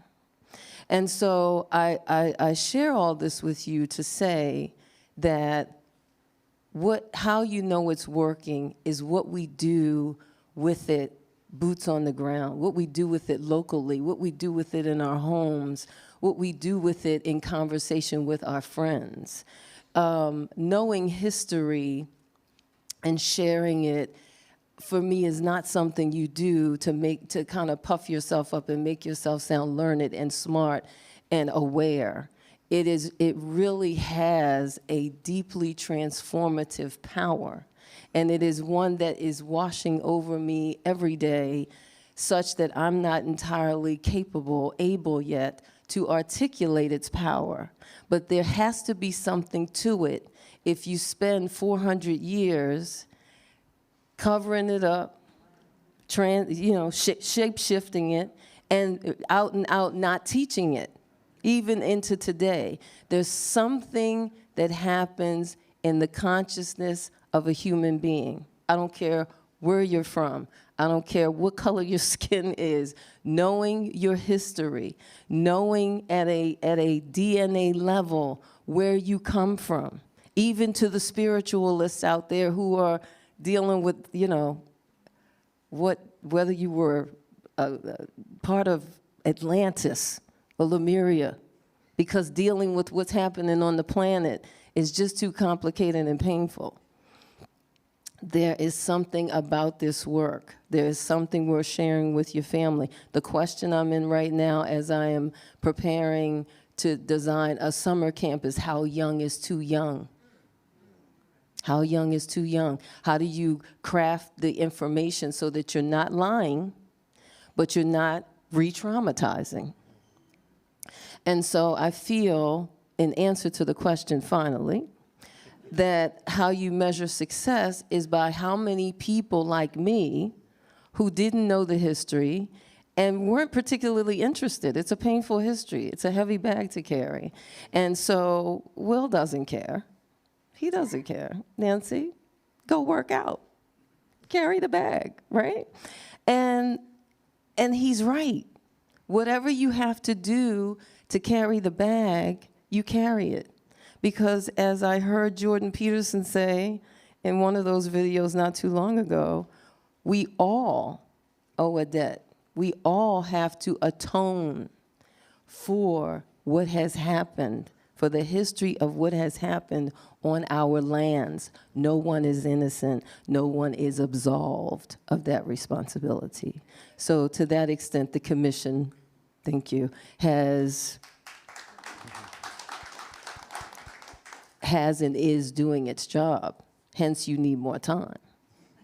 Yes, thank you. Okay.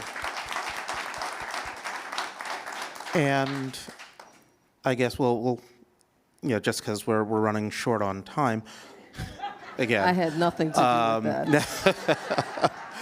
But I guess, how would you evaluate the hearings that we've had so far? Has anything in particular impressed you, either positively or negatively?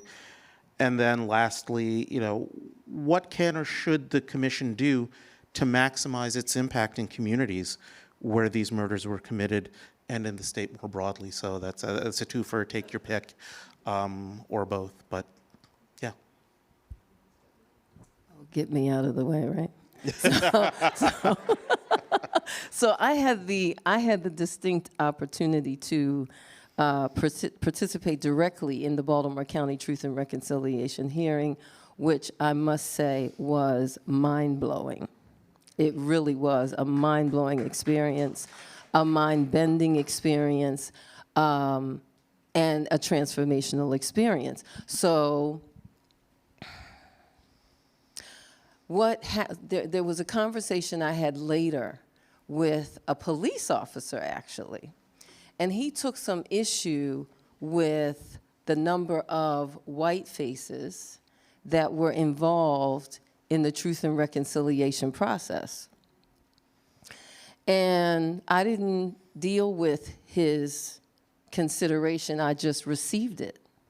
And so the only way I can answer the question for myself is to say that, yes, this is what happened to African American people in America, specifically in Maryland. And whether we like it or not, we are going to have to get involved. Black people are going to have to get more involved and play a more immediate and direct role in the gathering, the metabolizing, and the dissemination of the history. We're going to have to play a more active role. We're going to have to deal with and cut through the racial dynamics that some of us haven't had to focus on directly. You know, it's a hard history, and we've all been involved in it, but we're going to have to figure out, maybe find out, how do you work through the hard histories with people who have come to grapple with it themselves? And, you know, how do we keep it from being co-opted? You know, do we sit here and, you know, and I had a very difficult conversation earlier this year about how, you know, I would come from across the globe to hear from the people who exacted this kind of brutal violence. And then Juliet emerged. And I'm not kidding you. For me, it was like you emerged. And we had plenty of black families who were weighing in and telling their history and yada, yada, yada. And I'm like, listen, black people we know we got lynched. We know we were enslaved. We don't need to do this work. We need to hear from the people who, like, what is in the mind of someone who would hang a person from a tree for entertainment? I need to know more about that. I need to know because I want to somehow interrupt that as an option for us as people moving forward. If we are dangerously close to the history we have already lived, then we need to examine the consciousness that got us to sitting here today. So I can only say to black people in this room, and God knows not even in this room, this is the preaching to the choir part, right? But we have to bring more people into the conversation, our friends into the conversation, our colleagues into the conversation, and somehow make it, dare I say, palatable. Somehow you got to be able to discuss this work, which means you have to keep dealing with it yourself so that you can talk about it in a way that is engaging, but you don't transfer the burden. You transfer the history, you transfer the knowledge and the wisdom, but somehow you don't transfer the burden, and people are somehow, oh, I think I'm going to log in for the meeting, for the whatever. But we all have to be willing to stay engaged, to get engaged, and to stay engaged. And I'm sitting up here telling you it is not easy to stay engaged. I'm not here because I was knocking Will's door down. I wanna. So it is difficult, but it's a difficulty. It's a stretch goal. Forget difficulty, forget challenge. Call it your stretch goal.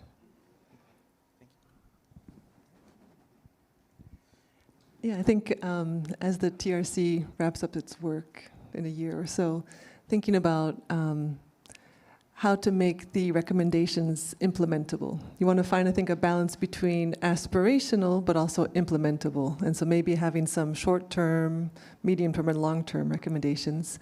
And I like what they've done in Canada. They don't call them recommendations, they call them calls to action. And they've partnered with the main news network in Canada, the CBC. There's a website, you can look it up, the 94 Calls to Action. And they're tracking the recommendations. They have a category started, in progress, completed, not started at all. So people can hold the different bodies responsible accountable. Oh, you were called out to do this, you haven't done it, let's mobilize. The Pope's apology was one of the calls to action, which just happened. Although he apologized for individuals, not the institution of the church.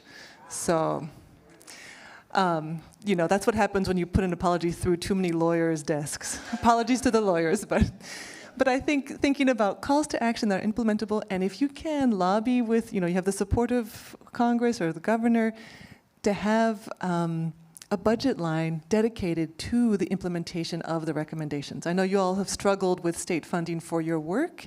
If there's a way you can get state funding for your legacy, that would be extremely important. So thinking about ongoing educational work, thinking about ongoing activism around the recommendations, those need money to happen. Yeah, just to kind of quickly build on that, you know, some research that I've done with some colleagues in Latin American truth commissions shows that when there's some kind of body that's set up to kind of manage the implementation, that implementation is much more likely to happen. But even in the absence of that pressure for follow-up, that has to come from all of us, right, to kind of ensure that our public officials are acting upon those recommendations. And one last thing I'll say, because I know I think standing in between everyone in a break, is that to more directly address your question about the hearings, and I mean the hearings, as we saw just in the snippets, I mean, are incredibly powerful.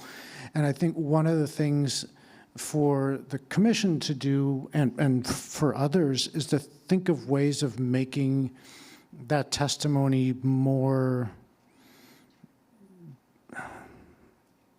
accessible. I was trying to I'm not sure if that's the right word, but because, you know, we've got 4 hours of hearings for, you know, for every in each county. That's a lot for a lot of people to digest. And so one of the things that some truth commissions have been really effective at doing is producing a report that's really more accessible to a broader public. I mean, reports are often very legalistic, or at least very academic sounding, and so they're not conducive for your average person to just want to pick up. But you know, in Argentina, for example, in the mid 1980s, their final report was a paperback, and so it was a bestseller there for years. Some other commissions have done interesting things, like with producing children's versions of the final reports and more graphic novel kind of versions of things. And I know later in the program there's something about digitization. So I think that, you know, those are the kinds of things that I think would be important to think about to make the work of the commission more accessible to a broader audience. Thank you. And I know we are like at time, but just having participated in the 5 hearings, I mean, the one thing that has been sort of, you know, hitting my mind, you know, is coming from, you know, from Shylock in The Merchant of Venice, you know, and he says, you know, if you tickle us, do we not laugh? If you poison us, do we not die? And if you wrong us, shall we not revenge? If we are like you in the rest, we will resemble you in that. And what has really struck me about the hearings thus far is the degree to which the testimonies have really rehumanized these people as human beings, as family members who were lost, who were mourned, you know, perhaps maybe not formally grieved, but who are, you know, I mean, and that was one of the things that my students and I at Bowie State, you know, were really keen on trying to do, was trying to rediscover their stories and to rediscover them and understand them, not just rediscovering their names, but rediscovering their humanity. And I think in that regard, you know, the hearings have been fairly successful, and I would hope that we would be able to do more of that. And I will just stop there, and I'd like to thank our panelists for your insight and your wisdom and your experience. Thank you, Nick. I'd like to second that. And if I can just elaborate a little bit on what Dr. Wiebelbraun was just saying, I think the idea of these reports, they should be timely as well. They happen, the hearings happen, and they fall into a void. We don't know about it. We don't know what happened. I think it would be really helpful if the commission were to be able to produce reports of each hearing, an account, a newspaper account, something like that, because no one is doing that. And this way, it gives something for people to think about. So anyway, thank you all. That was spectacular. Two things before we do break. One is Dr. Chavis has arrived, and he is signing books out there. So you're not going to want to miss that. I want to alert you to that, and I hope Dr. Scott will stay as well to do that. And then I know I'm going to forget this later, so I have to thank everyone who's worked on this, but there's two, I have to thank two people without whom none of this would be happening. That is my sister and my wife, who's generous, and who I love. And I also have to tell you, there's a hero, for all of these things. There's always a hero, and the hero this time, once again, I should say, is Amy Millen, who has just lifted. So thank you. All right. So I don't know how we're going to do anything more, to tell you the truth, but we are. So let's take, try and keep it close, and we'll come back and reload. Thank you.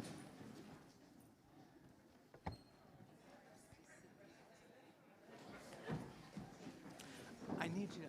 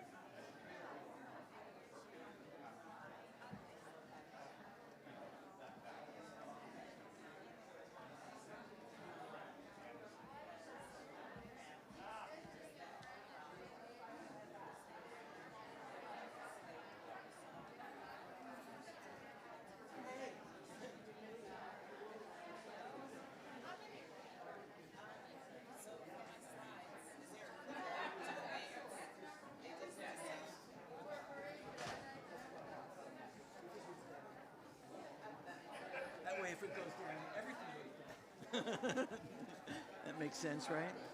So let's see. We're gonna get. Oh, we have a little something first. Oh, she's so good. I'm really looking forward to that. And then we'll put you in. And I've got. You'll just. The video is in the place that you said, and you just say. You know what? I may not need all of the slides because I'm not used to it. It seems Okay. now that I have a sense Yeah. Yeah. I feel like the students are. I think that's a good idea.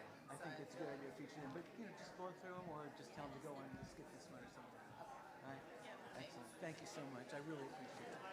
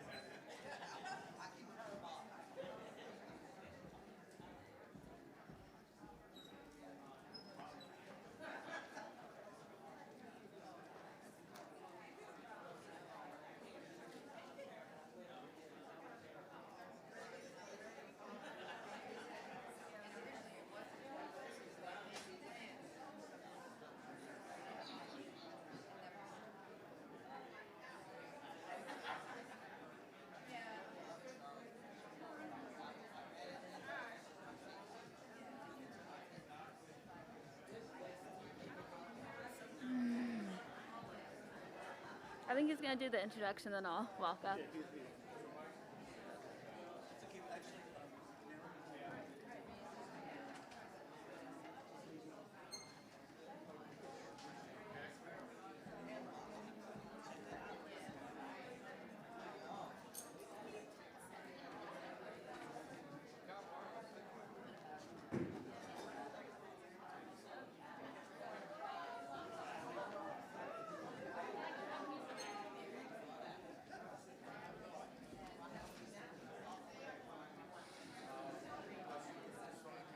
I'm going to get people.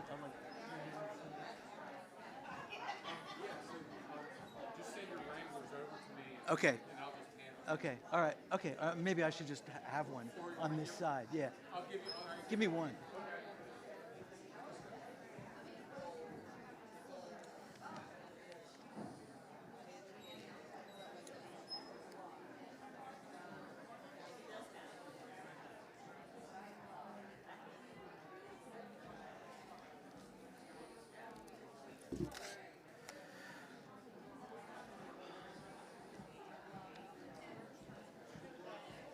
Okay, everyone, we're counting down here.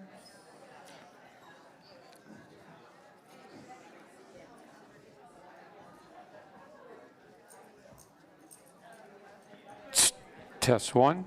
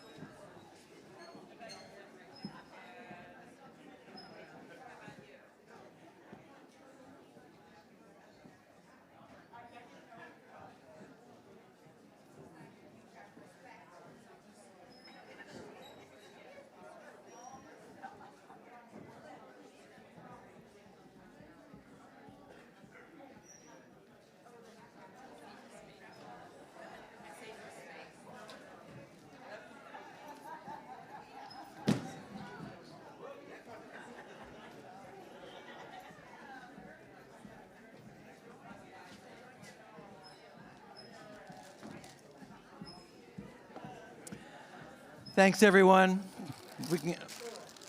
Thanks to my wife for the cookie.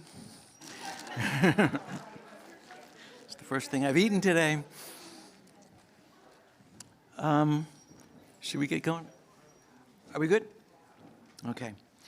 So a couple of weeks ago, I was in here. We were scouting out the room and figuring out where things are going to go, stuff like that. And so I'm sitting here and I'm talking to Amy, and someone that we thought they were just testing out the PA system is starting to tell this story, and like we couldn't turn our heads away. She was incredible, and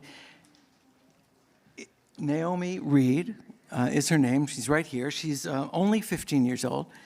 She's already been a storyteller in the African oral tradition for 4 years. She's being mentored by Janice Curtis Green, who many of you know is the Maryland's official griot. She's a member of the Growing Griots Literacy Learning Program, the Griot Circle of Maryland, and in her spare time, a docent at the National Great Blacks in Wax Museum. And I just thought, we thought this would be just a treat for everyone to get a chance to experience this incredible talent. So, without further ado, here's Naomi Reed.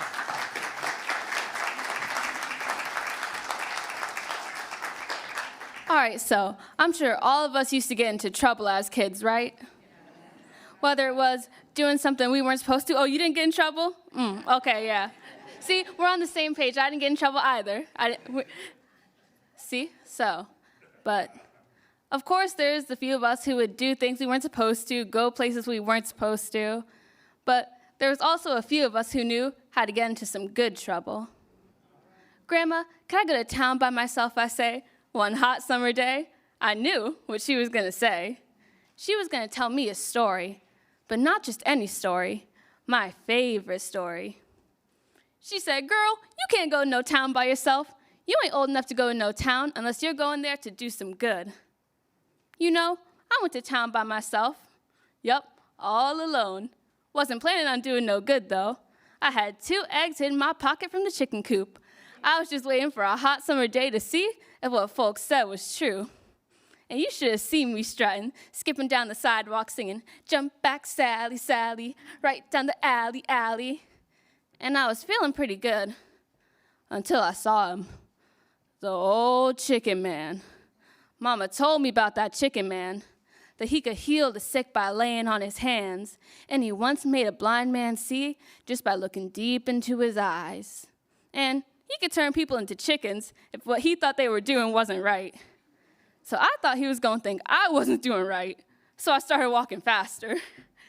I still had my hands out steady on account of them eggs, though. And when I got to town, I was so surprised. It was like a whole new world being there on my own. Until I saw her, Mama's friend, Miss Nancy. She told Mama everything, and I was sure enough going to be in trouble if she saw me. So I rushed in, hid behind a tree until I saw her leave out of eyesight. But in my rush, I had broken one of my eggs, and it was slinking down my dress and leg. I thought I better do what I came to do and get back home. So I started walking until I got to a building with a sign that said, Cole County Courthouse, Mississippi, and there was a statue of a man up on a horse. I took my egg out my pocket, cracked it on the horse's leg, and watched the yolk fall to the ground. I sat there for a long time. I thought it wasn't going to do nothing until I saw it. The edges started to creep white and the yolk started to bubble while I was frying an egg on the sidewalk. I started dancing and prancing. It was true. What folks said was true. It could get so hot you could fry an egg on the sidewalk. And so I was done and I started walking home. But it was real hot and I was getting thirsty. So I walked up to a water fountain with a little sign that said, whites only. Well, I knew what that meant. So I took off my shoes till I was only in my white socks. I spent all morning cleaning them out. They look real good. So I stepped up on the little stool and began to drink. And I was slurping up that water mighty fast until a big white man with a black and white bandana around his neck grabbed me by my shoulder and pushed me to the ground. He said, girl, can't you read? Well, I'm going to whoop you till you can't sit down. He started fumbling and tugging at his belt, but I didn't know what I did wrong. I was wearing my white socks. More people started coming up, pointing and whispering, and I got real scared till it got quiet.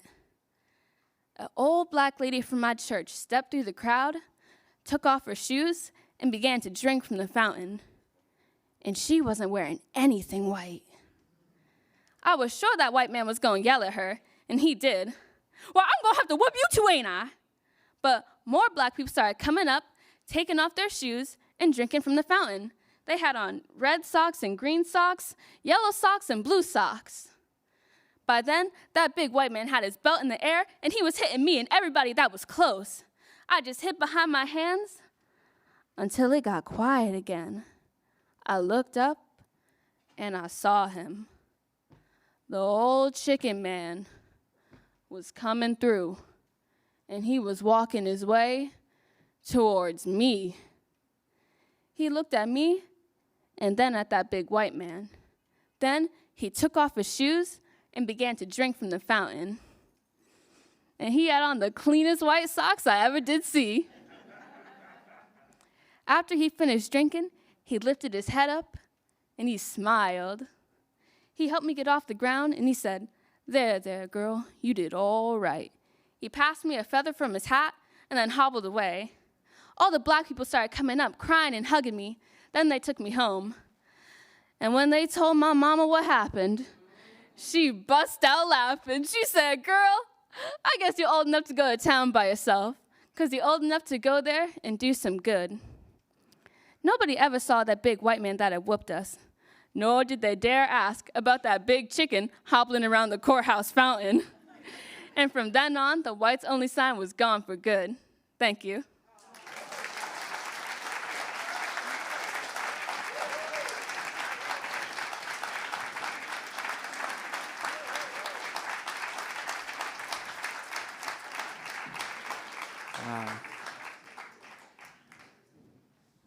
And now she's going to go back to work on the camera. And I just should add, this is a family affair. This is the Reed family doing all of this streaming, and they're all spectacular. They're all spectacular. Can't thank them enough.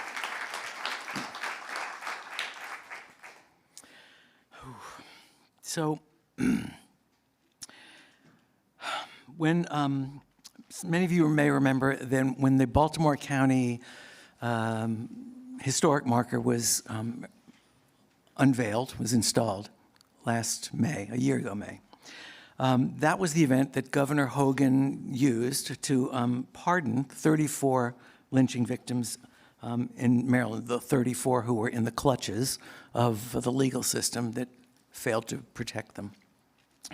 And that idea actually originated with an 8th grade class, a juvenile justice class at Towson Middle School.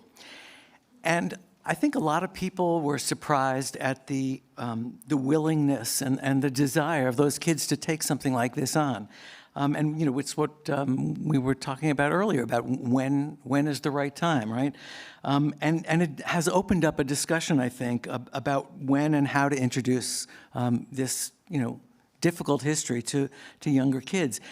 And I'm not sure that's really an easy question to answer. You know, we worry about traumatizing our children and exposing them to cruelty. I do. And I also recognize that being able to prevent that is a luxury, right? That's a privilege. And I understand that, and I just going to leave it there now, but I think it needs to be kept in mind. In any case, what this eagerness shows, I think, is that kids are resilient. And I've been amazed at the willingness and desire to meet this history head on, to understand it, and to do something about it. You know, most kids understand fairness. Justice might be a more obtuse kind of concept, but I think fairness they understand. And, you know, fairness is related. They're cousins, right? Fairness and justice are cousins. Years ago, I took well, never mind, I'm not going to bore you with that. But there's a guy by the name of John Rawls who has a theory of justice as fairness, right? And basically, what I remember is someone kind of summarized it this way: I cut the cake, you get to choose which piece you get, right? That's fair. And I think the kids understand that, and they're on board with it and enthusiastic about it, which is why I think they're so taken to these projects so incredibly. So I wanted to share with you today how issues around racial justice are being introduced to kids in Maryland. And I'm going to show you, there's a montage. There's 4 things on it. I'm going to tell you what it is now because I don't want to interrupt it. So the first thing is a little excerpt about the 8th grade class that I told you about earlier that in Towson in the middle school. Second is a bit of a racial justice poetry contest that is held for 8th graders in Baltimore County. And just a quick explanation, when we did the racial justice essay contest for high school kids that EJI usually holds in connection with this marker thing, we had asked if we could open it up to 8th graders because, the 8th graders had shown their interest, and plus, Howard Cooper would have been an 8th grader about when the time he was lynched, and we thought it was appropriate to include them, but they didn't want to include them, so we created, I shouldn't say we, Justin DePrima. Justin, are you here? That man is responsible for creating this incredible event, and you'll see a little bit of it. And it's now we're doing this every year. It's a racial justice poetry contest. Anyway, they're also going to see a little bit of the Prince George County. They held both creative arts and racial justice essay contests, and we're going to see a little bit of that awards presentation and some speech. And then there's a bit from the Kent group in Kent County. In Kent County, they have what they call a Justice Day, or they did last year. That was a soil collection, and a group of high school kids and some adults took the soil themselves to Montgomery this summer, and what you'll see is a few highlights of that trip.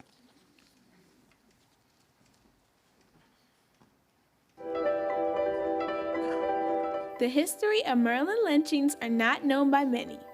In 1885, a teenager was hung right in front of the old Towson jail after he was accused of assault and rape.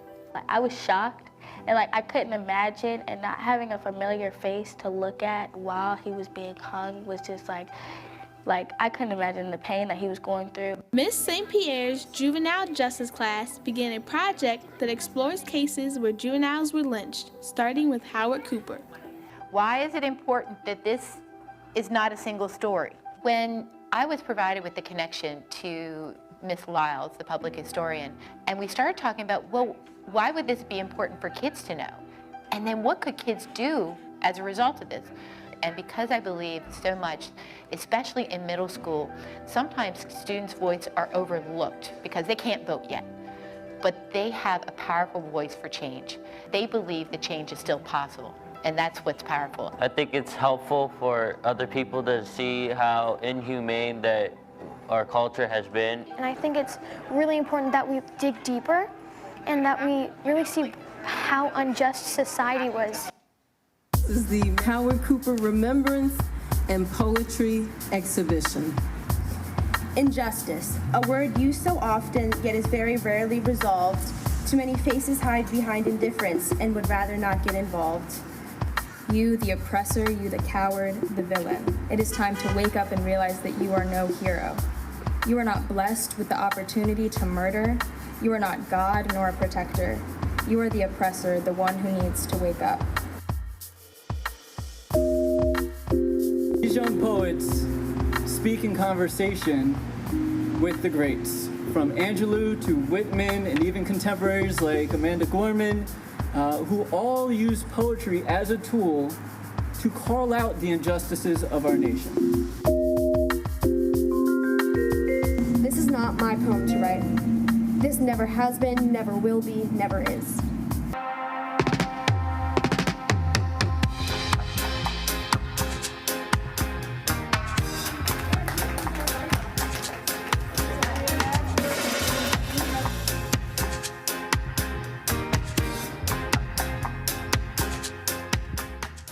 No matter how well I do in school, how good of a student or person I am, my skin color is different.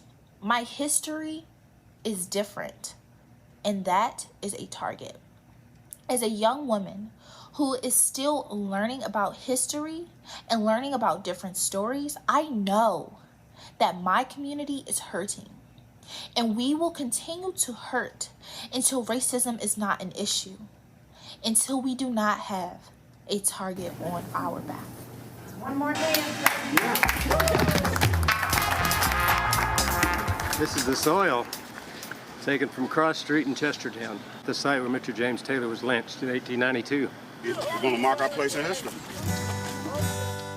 You can learn a lot about the future when you learn about the past. The way they were being treated just because of the color of their skin, that's not right at all. You have to recognize the atrocities that have been perpetrated against black people. If black people doing the same thing to white people, it wouldn't be right. That's why we did it in a nonviolent way. These people walked for us. They fought for us, knowing what was ahead. I'm saying to myself, oh, it's coming up. You know, this is where a lot of this happened at, you know, the beatings and all of that. How could someone hate someone so much that it could hurt them and have no consideration? I stand in the pulpit every Sunday. I try to stand in that pulpit. It's a hard space. You can't go back and relate this to somebody. They have to experience it for themselves. It's very emotional. I was tearing up quite a bit. The civil rights movement was starting to wear down. Those kids, young kids, kind of gave it a shot in the arm and ended up turning the tide. I didn't know water could really hold you like that. You all are at the ages of all the activists that we've talked about, seen, read about, heard about. Y'all don't realize how powerful y'all are. Y'all can do so much. Right now, in this moment, I'm proud. I'm proud. I'm so definitely proud.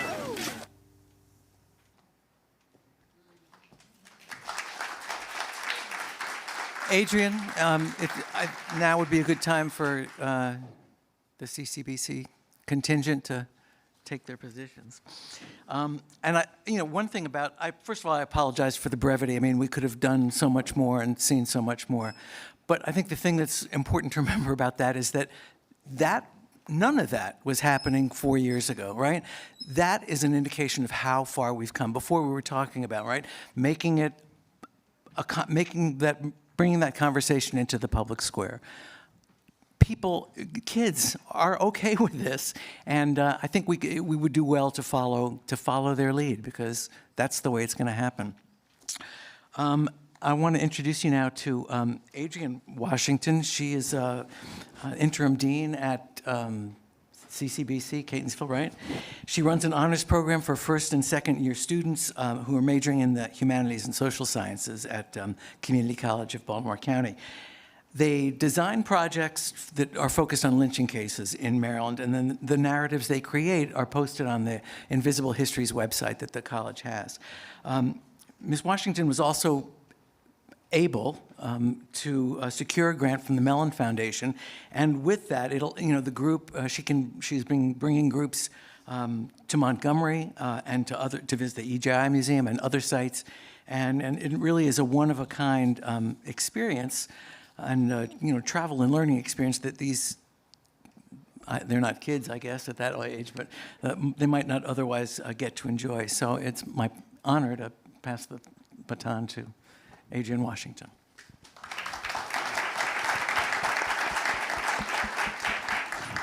Thank you. As Will mentioned, I serve as the interim dean of special academic programs at the Community College of Baltimore County, which is a lot, CCBC. And within that role, and prior to taking the deanship, I had oversight of the honors program. So quick backstory that will explain who you see sitting here and why they're sitting here. So I've been very critical of honors programming for the 7 years that I've been a part of it. I think historically honors programming has really been focused on four-year students and white curriculum. And I've really tried to be a cheerleader within the national honors spectrum to help all educators rethink the way that they think about honor students. So at CCBC, we say that honor students are created. And so that means sometimes we have to go out and find them. We really like to look at students' potential. And so in doing that, and with doing that, we diversified our student population. But that also meant that I needed to diversify the curriculum as well. And so because I'm a professor, of course I have slides. So on some of the slides that I have, I highlight this concept of culturally responsive caring. So culturally responsive caring is sort of the way that we should preface culturally responsive teaching and learning. So caring needs to come first. Caring has to come first, and it has to be more than, you can go to the next slide, and that will actually give people a better sense. But it's thinking about how I feel within college curriculum, there are people who will jump on the CRTL bandwagon, but they will add in maybe a chapter of a book to diversify their curriculum. So to me, it seems to be more of an aesthetic than to be authentically caring about students. And so the students who are with us here today, when I'm explaining what culturally responsive caring looks like in practice, they are a testament to my work. And I also want to spend most of my time really helping them highlight their experiences, not just as college students, but as citizens. And so I'm really tasked with introducing this curriculum, teaching them the research process, finding funding for it, and then also, as it was mentioned earlier, identifying my own moral obligation to this work, but that also meant that I had to sort of sit with the nature of the conversation and then be prepared to be emotional with the students, allow myself to be emotional with the students. So there's a lot that went into this work, but I wouldn't change a thing about anything that you hear today, anything that you see on the screen. You're probably gonna say that's a lot, but it was a lot, but when I hear the students and when you hear the students, you see that it was definitely worth it. You can go ahead to the next slide. So the way that I changed the curriculum, so what culturally responsive caring looks like in practice is creating a space for the students. So it's creating a safe space for the students to have conversations about lynching. The first way that I did this was through the creation of I created a learning community, which is 2 courses paired together. Sociology, which is my background, I co-taught with the English professor. Together we talked about the history of racial terror. But the course was only open to minority students. We only wanted to have the conversation with minority students. We wanted them to feel that they were worthy of having a space that was just for them. We didn't want to have to deal with emotional fragility from other students. We wanted the students to be able to have difficult conversations and not feel that they had to, at that point in time, maybe not say what they were feeling because there were white students in the classroom. And so the other reason that we focused on racial affinity for that particular instance was I also have background in study abroad, so traveling experiences. I love to travel, but I know when you look at the student population who is less likely to have that experience, minority students. And so we created this experience and we wanted to eliminate all of the barriers, but also put the students first and give them a space to feel comfortable to have the conversation. I also wanted them to be able to develop a critical consciousness of who they are, their values, and then also sort of tap into letting them know that they can be change agents, but it's also introducing them to what they can be capable of becoming. So letting them know and see and feel the possibilities of what's to come. You can go ahead to the next slide. So as we thought about the curriculum, we also thought about the assessment. So again, writing papers within honors education as the main form of assessment, to me, it seems to be a privileged process, but it's also, again, it's going back to honor so white. And so who says that papers are the only way that you have to assess students? So we thought about using video diaries or vlogs to assess students. So that was the way, while we were traveling, the students had their phones. They were tasked with checking in each day about their experience. We wanted them to talk it through. Sometimes it's hard to write it out, but it was easy for me to just pick up my camera and say, we just went to the Lynching Memorial and I don't have any words. But I was sharing what I felt in that moment, and it was important for them to be able to capture that. But then in retrospect, it's been helpful for them to really think back to that experience initially with Anaya in 2019, and then to think about where she's come from that moment till today. So the way that we assess students changed. We wanted to meet them where they were. So students have phones. They're much more tech savvy than I am. And so we really wanted to tap into the use of media, but then also thinking about using media to make their experiences at the Lynching Memorial more accessible to everyone. You can go ahead to the next slide. You can go to the next one. So the course that we created was titled The History of Racial Terror. We covered all of the topics that you see there on the side. It was an English course paired with a sociology course. We covered the cost of the tuition. We covered the cost of the travel. On the next slide, you can see all of the places that we ended up taking them. So originally, we were only going to the Lynching Memorial and the museum. And the reason for that is because no one wanted to give me any money. So my very first visit to the Lynching Memorial, I paid out of my own pocket. My husband and I went. I'm always dragging my husband around. But in this instance, going to the Lynching Memorial, when we stood there, he was like, you have to bring the students. I was like, I know, I have to figure it out. And so I was able to get just enough money to take them to Alabama. But then as the class evolved, and then other departments within CCBC learned about the work that we were doing and the conversations that we were having, and they received snapshots of some of the videos. We went to Philadelphia first. And so the students created videos and we started to share it. Then the money started to come. And so when I received more money, we were able to expand the opportunity for the students in terms of travel. And in terms of honors education, this is called City as Text. The city becomes the textbook. So we initially wanted to go to the Lynching Memorial. We went, we met with some of the staff from EJI, and then we ended up at Tuskegee, and then we ended our 6-week semester in New York. Anaya was a student in that pilot experience. You can go ahead to the next slide. You can go to the next slide. I talked about vlogs. And then in January of this year, it seems like it was a long time ago, we piloted a winter seminar. So the purpose of this experience was to teach students the research process. So we decided to focus on truth and reconciliation in Maryland. There were 21 students who participated. They signed up to participate. They knew that they were going to talk about lynching. I was surprised that 21 students signed up to talk about lynching. And so the Maryland Lynching Memorial joined us. They talked about the research process. I think they pretty much spent the 3-hour time with us. And the students were then assigned victims' names, and then they were tasked with creating 400-word narratives to tell the stories. And their stories now live on this Invisible History website. Mandy's story, so Mandy is in the purple, her story is it's highlighted on the screen. She wrote about King Johnson. She's going to talk about her experience. And then Anaya's group came to, we were virtual, we were in the Zoom. Anaya's group came to the winter seminar to talk about their experience visiting the Lynching Memorial almost 3 years prior.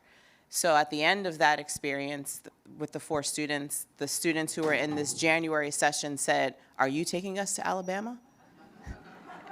And I said, I don't know, but I did. We ended up going to Alabama. And so that was in May. And I have, I believe, a video clip that shows some of the students. I think 10 students were able to go with us. And again, we were originally going to the Lynching Memorial, but then you saw the list of places where we were able to expand because I got more money. And again, students didn't pay for anything. This time it wasn't connected to credit, but the students were paid a stipend for the narratives that they developed, $750 for the narrative that they developed. So the stipend is a crucial piece because we don't want students to have to choose between working and learning research skills that are necessary for their transfer process. And so we can show the video with the students, and then I'll ask the students a few questions. The person that I researched is my person now. That's a highlight for me, because I feel like he will forever be a part of me. So I work in Annapolis, Maryland, and where I work, there's a marker there for, I think, 3 people who were lynched in Anne Arundel County. One of them, George Briscoe, I remember. And I never noticed that sign until the winter seminar, when I saw it on one of the slides. And so when I realized that was right in front of my job, the next time I went to work, I stopped and read it and took pictures of it. And when I first started working there, I heard that where I worked used to be a jail. And then I put it all together. Like, I actually go inside this building every time I go to work. And because one part is newer, the other part is the jail. And sometimes to make a quicker exit, I actually walk through the jail portion of where George Briscoe was. And it's just weird to go in that building every day knowing that history. The winter seminar was important to me because when I was taking Sociology 141, I learned things that I never learned in history. Like, you hear of lynching, but like I didn't know exactly what lynching was, and I wanted to learn more. I felt like I learned so much from Sociology 141 that I wanted to know what lynching was, and I feel like as a white woman that I can give that back and like try to help make a difference by learning stuff that I didn't, so I can teach my daughters and to keep telling people what I learned and to try to make a difference. My highlight would be seeing at the Lynching Memorial, seeing my person's name, Lewis Harris, and actually like being able to touch his name, even though like it wasn't like a grave or something, like it kind of helped close that chapter because like I was so invested wanting to learn and I couldn't find much information on him. So like seeing his name there, it kind of gave me like a relief. I didn't even know that the museum existed. So I think that it was just, I never expected that I would be able to go see something like that. Also, to be able to have the opportunity to go do something like that is so special because not everybody does. And I don't know, I feel like it was like black girl joy. It was overwhelming and just really, I was the crybaby of the semester. I'm pretty sure I cried the whole time, but it was like tears of joy, and I still would cry again.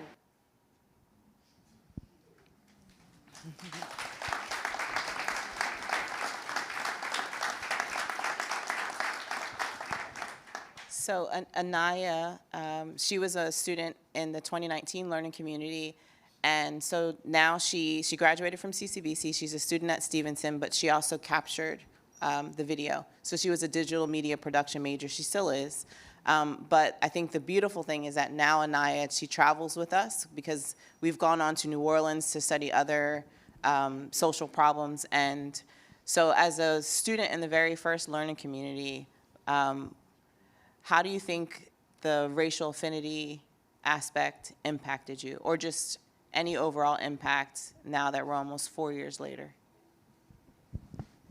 So, like the first time experiencing the honors learning for the first time, I was very excited because, you know, we were reading about the cooking gene, and I was like, we're about to get some good food. This is gonna be great.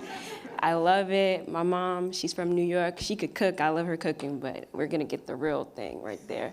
And so going there, I realized that throughout my 20 years of being in school and being in college, nothing could ever, like no course, no lesson could have ever prepared me for those 5 days that I've been in Alabama. It was just like a roller coaster of emotions, and specifically just going to the Lynching Memorial, I experienced almost like 3 emotions all in one. First, it was shock. Just going from block to block, looking at all these different counties, just watching, I guess just seeing the names, unknown and known, it was like, wow, because I would go from block to block, I would see maybe like 1 or 2 people in a county that was lynched on this certain day or another day. And then there's another block where I'll go to, and it was like 17 people just lynched in one day. And it was like, wow, like this was actually something that actually happened, and it was a constant thing.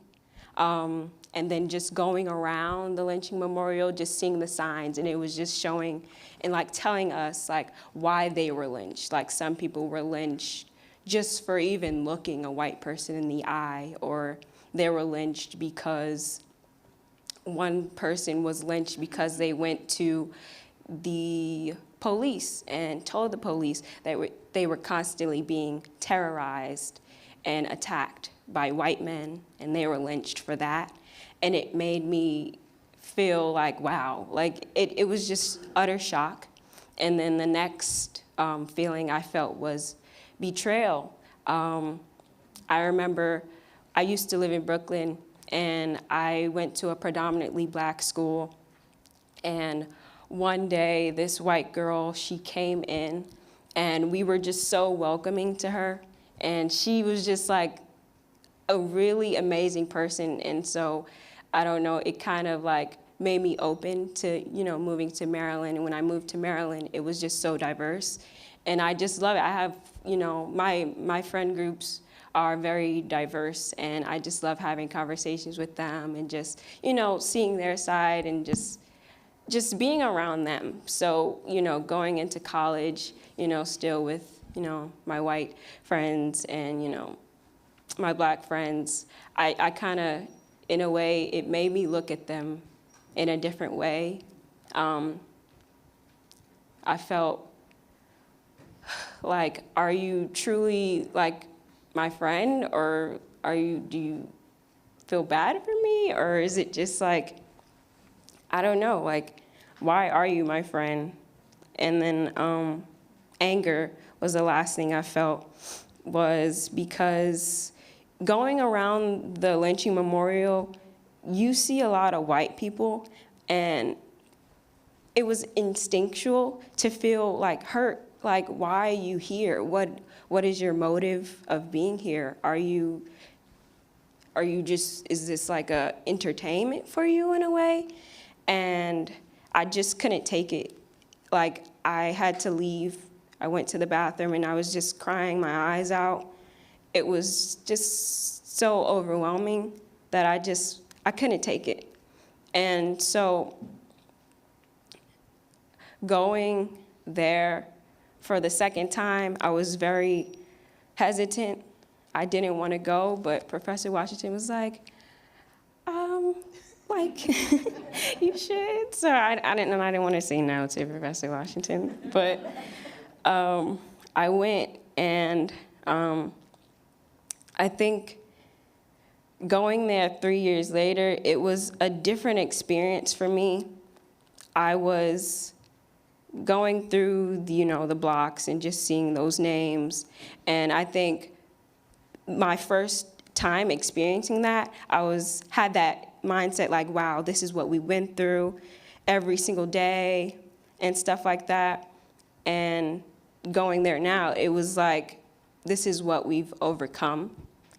And I just wanted to, take more of it. I just wanted to indulge more of the, just the knowledge and history and everything that was at the Lynching Memorial, and just the other, sites and museums that we went through. Just like I said, I was 20 years, in school, in my education. This is something that I've been deprived of for as long as I could, count. And so I kind of wanted to just take that opportunity just to take everything in. And it was a different experience for me. I was looking at every single nook and corner. Yes, I was crying, snot running down my nose, but it was like, it made me happy just learning about this, just seeing like, this is what my ancestors have been through, this is what they've overcome, and just looking at today where we are as African American individuals. We are still fighting, but we are at this point where we know who we are, and we are doing whatever it takes to, make sure that we are heard. And I think with, Professor Washington creating such a course like this and a program, it's definitely helping, African American individuals, students like me, to really, you know, speak up and know who they are, know their worth, and it kind of makes me feel like not to define myself from as an African American individual. It may, well, I'm sorry, like define myself to an extent as an African American individual. Like I know what people have thought of me as, like, you know, in the beginning it was the early 1900s, but now it's like now I know who I am, and I'm going to define myself, and I'm going to speak more, and I'm going to talk more, and I'm going to share my experiences with other people, with my family. I tell them all the time about my experiences, and I just want my, you know, little siblings and those around me to know their worth, and so we could grow and just, you know, ensue a better change in the world within education, within us as individuals, and for us to kind of like just come together as one and learn. Thanks, Anaya. Yeah.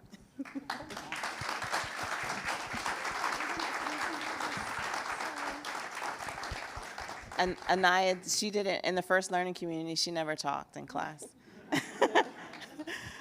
So Mandy, I want you to talk briefly about, as a student within the winter seminar and being tasked with having to research a lynching case within Maryland, just share a little bit about your experience. So she says within Maryland, but what she doesn't mention is the lynching occurred 4 streets away from where my parents lived. And so the morning we received the email, of course, I had to look at it. You can't just leave that closed because, you know, curiosity. So I opened it, and the first thing I saw was that it happened in Brooklyn. And I was upset. And then I read on, and it occurred on Christmas morning. And it was January, so he had just celebrated Christmas. I had been with my family, and I thought about this man who wasn't with his family. Family was a big thing that circled around my research. King Johnson, as you saw that, I don't know if you noticed the picture. When I found that in the paper, it chilled me because there were women that looked like me in the picture smiling at the site where this man had been brutally murdered.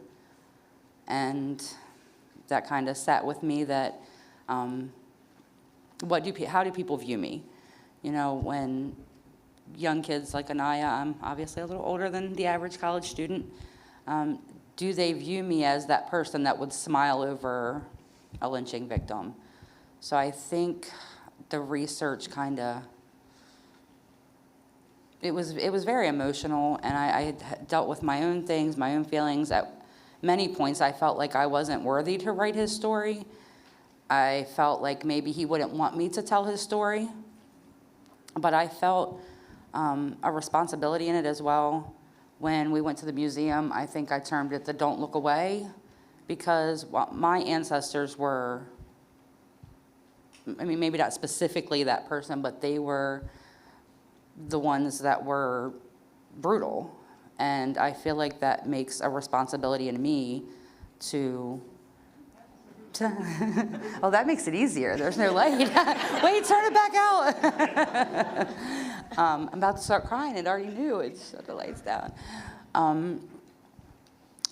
I feel like I have been privileged in many ways, and not, the way it's hidden is because these stories aren't told. So we're, as children, and I went to school a longer time ago, and I don't even think I remember them talking of lynching in the 80s. I mean, maybe slavery was touched on barely, but it was more like people had to work, but they didn't get paid. None of the brutality of it was ever explained to me, and hiding these allows for people to hide what happens today. So if we don't speak on it, then it doesn't exist. And so when somebody says, oh, right, white privilege isn't a thing, it can be believed because these stories aren't told. Because that woman's face who's smiling over a lynching victim is not told. The story is not out there. I felt very attached to Mr. Johnson. I've said he's my family. I don't know if he'd want me to be his family, but he is. I've told all of my family his story. I have 2 teenage sons who are going to be white men in an adult society, and I want them to understand their privilege, and I want them to understand that they should know these stories. You know, I mean, it doesn't take away the privilege that society, you know, I explained it to them that it's not a privilege that you asked for, but when you're walking in life, when you're in your daily routine, that's how you're viewed. And this class changed my perspective so much because I wasn't educated on any of this. So, I mean, starting college 25 years after high school, times have changed and classes have changed, but I loved seeing where they did the middle school kids because I feel like it's key, and I don't feel like white emotions should be taken into account when teaching the histories. I feel like I have children, and if they came home discussing it, I would want to know more about it. And so I think that's it.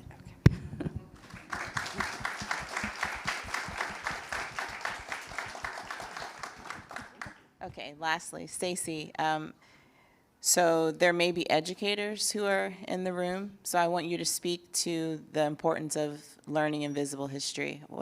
Why is that, how has that been important to you?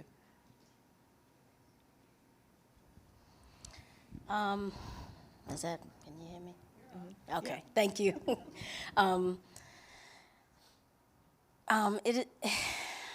It's a lot, sorry. It's important because we right now call it invisible. And one day we'll be able to just call it history, our history. And so I think what we are doing and my professor is doing is right now calling it invisible history because a lot of people are not aware of this history, and we're trying to bring it to light.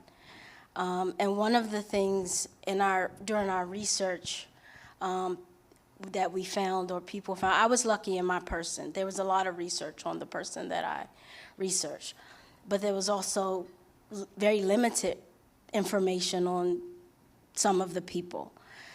And so what we, and our professor reminds us, is that what we've done with trying to create these narratives in a way is taking away a bit of that invisibleness. Like we're giving someone else also something to go on. And so I think that is immeasurable. Because I hope one day it just says, you know, history, not invisible history. So thank you.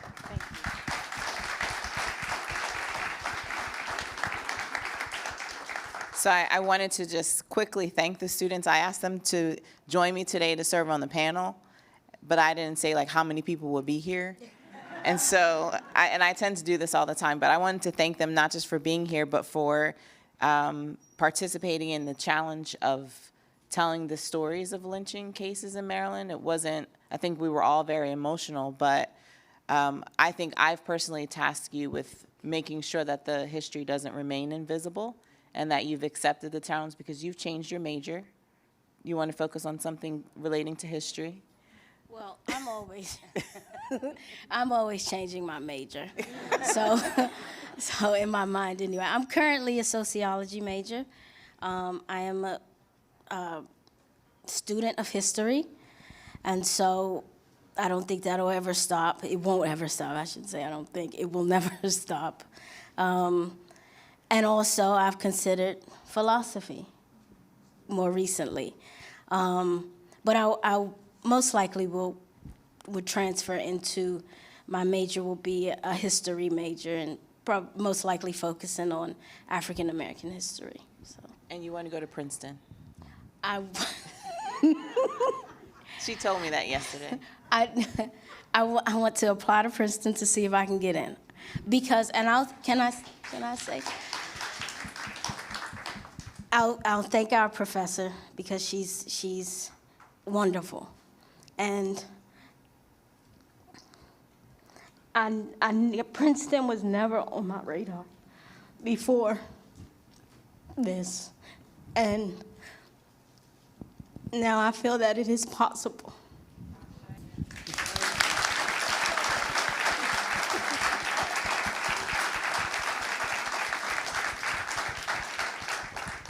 So I just wanted to thank the students for being here, and then for you just receiving what they have to say. And for Will, thank you for the invitation to share the work that CCBC is doing.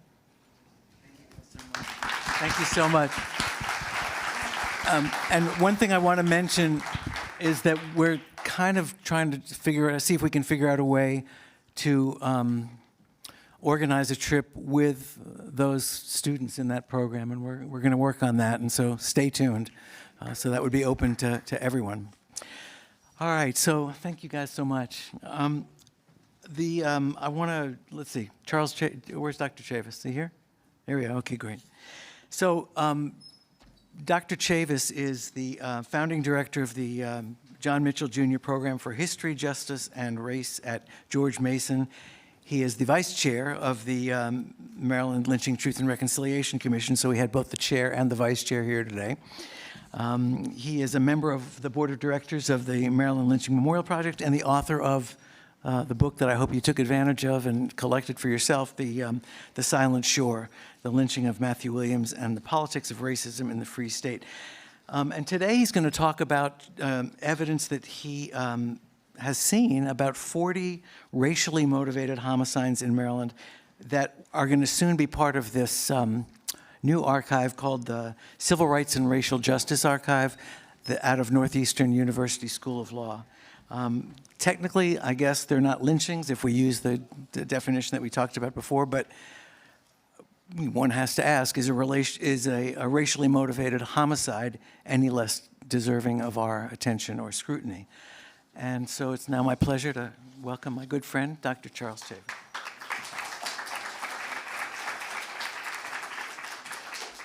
Well, I don't want to stand in between lunch, but I'm really thankful to have the students to go first. It means a lot to me to see students doing this very important work. And as others have said before, the students are really going to lead us to where we need to go in this work. And so I briefly wanted to share with you all some information that I received July of last year. And Will, to clarify a few things in terms of the racially motivated homicides, some of these cases do include lynchings. And so the specific the information that I received in July of last year included two specific cases that we had already documented, the cases of Matthew Williams and George Armwood. And so there would be 38 additional racially motivated homicides that are currently being investigated by the Civil Rights and Restorative Justice Project at Northeastern University Law School. I stumbled upon and came upon these records after working with CRRJ. If you all had a chance to read my book, you'll know that the book is based on my discovery of documents, records that were hidden in full view in the Maryland State Archives for over 90 years. And so once word got around that I discovered these records, I reached out to CRRJ, they reached out to me, and we began to collaborate, and I shared the documents that I had with them. And as a result of that, they provided me with some access to these materials that I'm going to briefly discuss today. I have about, 10 minutes, Will? 15? Okay, all right. So go right ahead for me. So as I mentioned, these are racially motivated homicides, and just like the work that's being done at CCBC, the research for these cases is really the result of over 400 students doing research in similar types of law labs, but also undergraduate and graduate courses.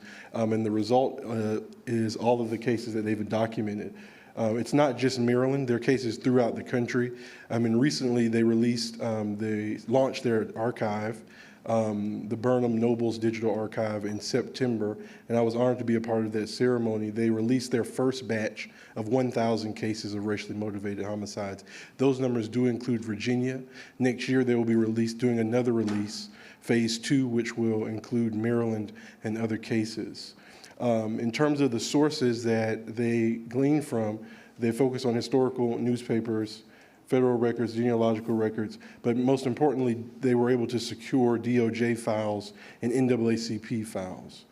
And this is really important because most of the researchers, most scholars of lynching, but also those who understand lynching history, we depend so much on newspaper archives, newspaper articles materials, which obviously are extremely biased, right? And so the reason why this database is so monumental is because they hired a research historian who actually is from Maryland, who's pulling DOJ files as well as NAACP files. And if anyone's familiar with doing the FOIA request, it takes a lot of time. And this individual, as I mentioned, has done this for over thousands of cases over the past 10 years. And so having access to that information is essential. And I want to highlight, next slide, please, just some information based on where the cases are coming from in terms of the decade. And so what I thought was very interesting and timely and connected to my research and what we know about lynching in Maryland, but also throughout the country, is that the most cases took place around the 1930s, which we know was a time where we were dealing with economic situations with the Great Depression. We saw a direct assault on black laborers throughout the U.S., and so this is the case in Maryland in terms of the 1930s. So out of the cases that CRRJ identifies in Maryland, the largest amount of those cases are centered in the decade of the 30s and then subsequently the 40s. And numbers dwindle as we approach the 70s, which, and I would be remiss if I didn't mention this, Professor Burnham is very clear on, Margaret Burnham, who's the developer of this archive, is very clear on the end date, right? And so focusing on 30s to the 70s. And so up until that period, this is what the numbers look like. Next slide, please. As we sit here in Baltimore City, which I think is equally what's so much powerful about this work, 26 of the 38 cases are Baltimore City cases, right? And so that was something that really, as someone who's been researching this, working with the commission, knowing the information and research that we've been able to obtain, to see that there are at least 26 of the 38 cases that all are Baltimore City, was something that was extremely alarming, and something that we as a commission are going to investigate as well. And you'll see the other cases as well are scattered throughout the other counties. And next slide. However, I wanted to focus specifically on the case of Frank Bishop. And this is just an excerpt, and this is going to be just due to the amazing research that's been done. And I'm going to share just one specific case out of respect for the ongoing research. But this case, I could not let slip through the cracks in this presentation. And this is the case of Mr. Frank Bishop, who in 1938 in Worcester County, Maryland, is the subject of what we're calling these roundups that took place during the Great Depression in black communities, not only in Maryland, but throughout the U.S. And there are vagrancy ordinances that come into place. And blacks are rounded up in these cities, and they are either imprisoned if they're unemployed, and they are sent to the Virginia state line, right? So all individuals who are African American, who are unemployed, there's a city ordinance that requires them to leave or be jailed. And this is happening in Worcester County in Snow Hill. And as a result of this ordinance, the chief of police takes it upon himself to shoot and execute a black man, Mr. Frank Bishop, in public. And the crime, and he gets off, of course, and the coroner's jury says that he is not guilty because the Negro was guilty of insulting a former police officer. And so that murder goes undocumented. And as a result of this, and again, these records are all coming from NAACP and NAACP files, right? And this is something that I would be remiss in not sharing here in Baltimore City. We can go to the next slide. Well, no, go back, I'm sorry. I want to show one thing. So you'll see here that in terms of the ordinance, right? I want to read this part. We have secured the cooperation of Worcester County authorities and are preparing to take an official census of all Negro residents in Snow Hill and the vicinity, right? And so here we have a Negro census that's being taken, and as we know, these are the similar strategies that are used in Nazi Germany in terms of these taking census of populations, and then moving them directly out. And actually later on in these files, there's a report that is drafted by a private investigator, a white investigator, female investigator, who comes in and infiltrates the community. And she makes the comparison between what we're seeing in Nazi Germany, right, in her report. And so next slide gets into this. And I would be remiss, I'm sitting here looking at Dr. Iris Barnes, director of the Lily Carroll Jackson Civil Rights Museum. And of course, anytime I see Lily Carroll in a document, I flag Dr. Barnes. And here we are, Dr. Lily Mae Carroll Jackson again saves the day. In this case, we discover that the national chapter is actually low on funds, right? And so they want to hire a private investigator, Miss Janet Marshall, to come into Somerset, a white female, to come into Worcester County and figure out what's going on, right, as a private investigator. Walter White, recognizing that the coffers are low in the national chapter, he reaches out to Lily Carroll Jackson, who provides funds for the investigator once they arrive in Baltimore to be able to continue their investigation. And so this is just a glimpse into the records and materials that we have received. There's also additional cases that, in the course of the oral history interviews that we've been doing with the descendants and communities, that are corroborating oral histories and stories that families have been unable to corroborate. One of those specific cases is what we believe to be a potential massacre that took place in Somerset County of strawberry pickers. Dr. Kirkland Hall, who's from Maryland's Eastern Shore, he's also a commissioner. He conducted a number of oral history interviews in the past, and he referenced the potential of some type of, a family story of there being a potential massacre or killings of black strawberry pickers in Somerset County. And he told me that story, and we noted it, but upon receiving these records, one of those files included a clipping from Roy Wilkins of the NAACP, who identified these specific cases within their files, and it was a mysterious, allegedly mysterious killing of a colony of strawberry pickers in Somerset County that took place between 5 and 7 individuals. And all of these mysterious fires that took place, two of the fires took place in the span of like 4 days. And similar situation with the Worcester County case, which Lily Carroll Jackson is supporting. The individuals that are being targeted are the black migrant workers or laborers, right? And so this is all I had prepared to share, but Will, I thank you for this opportunity. I want to respect the time, but I'll be at the table as well. If you have any other questions about the research, I'd love to share, but thank you. Yeah.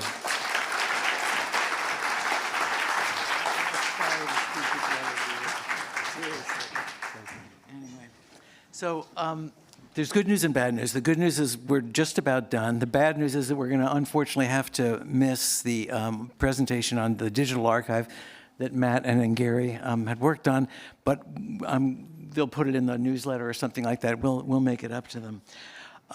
When this thing started 4 years ago, whatever, I knew no one with who's on the board of directors. I knew there were 3 of us. And it's, it continued that way. I have to, what I'm trying to say is that I can't describe how gratifying, how incredible it's been to come into contact with so many wonderful, giving, warm, caring, and committed human beings. It has made, I can't even describe what a difference it's made in my life, and that's really been, I tell people that other than raising my children, this is the most important work I've done, I think, and so I'm just grateful for the chance to do that and for all of you who have joined us along the way. that is really the best part one of the best parts of doing this. And I'm thinking about this because recently we lost one of our dearest friends and colleagues, Mr. Louis Diggs. And Mr. Diggs, I think we're just going to run a little tape. When we installed the conference, the marker in Towson, Mr. Diggs was given the honor. 1, 2, 3.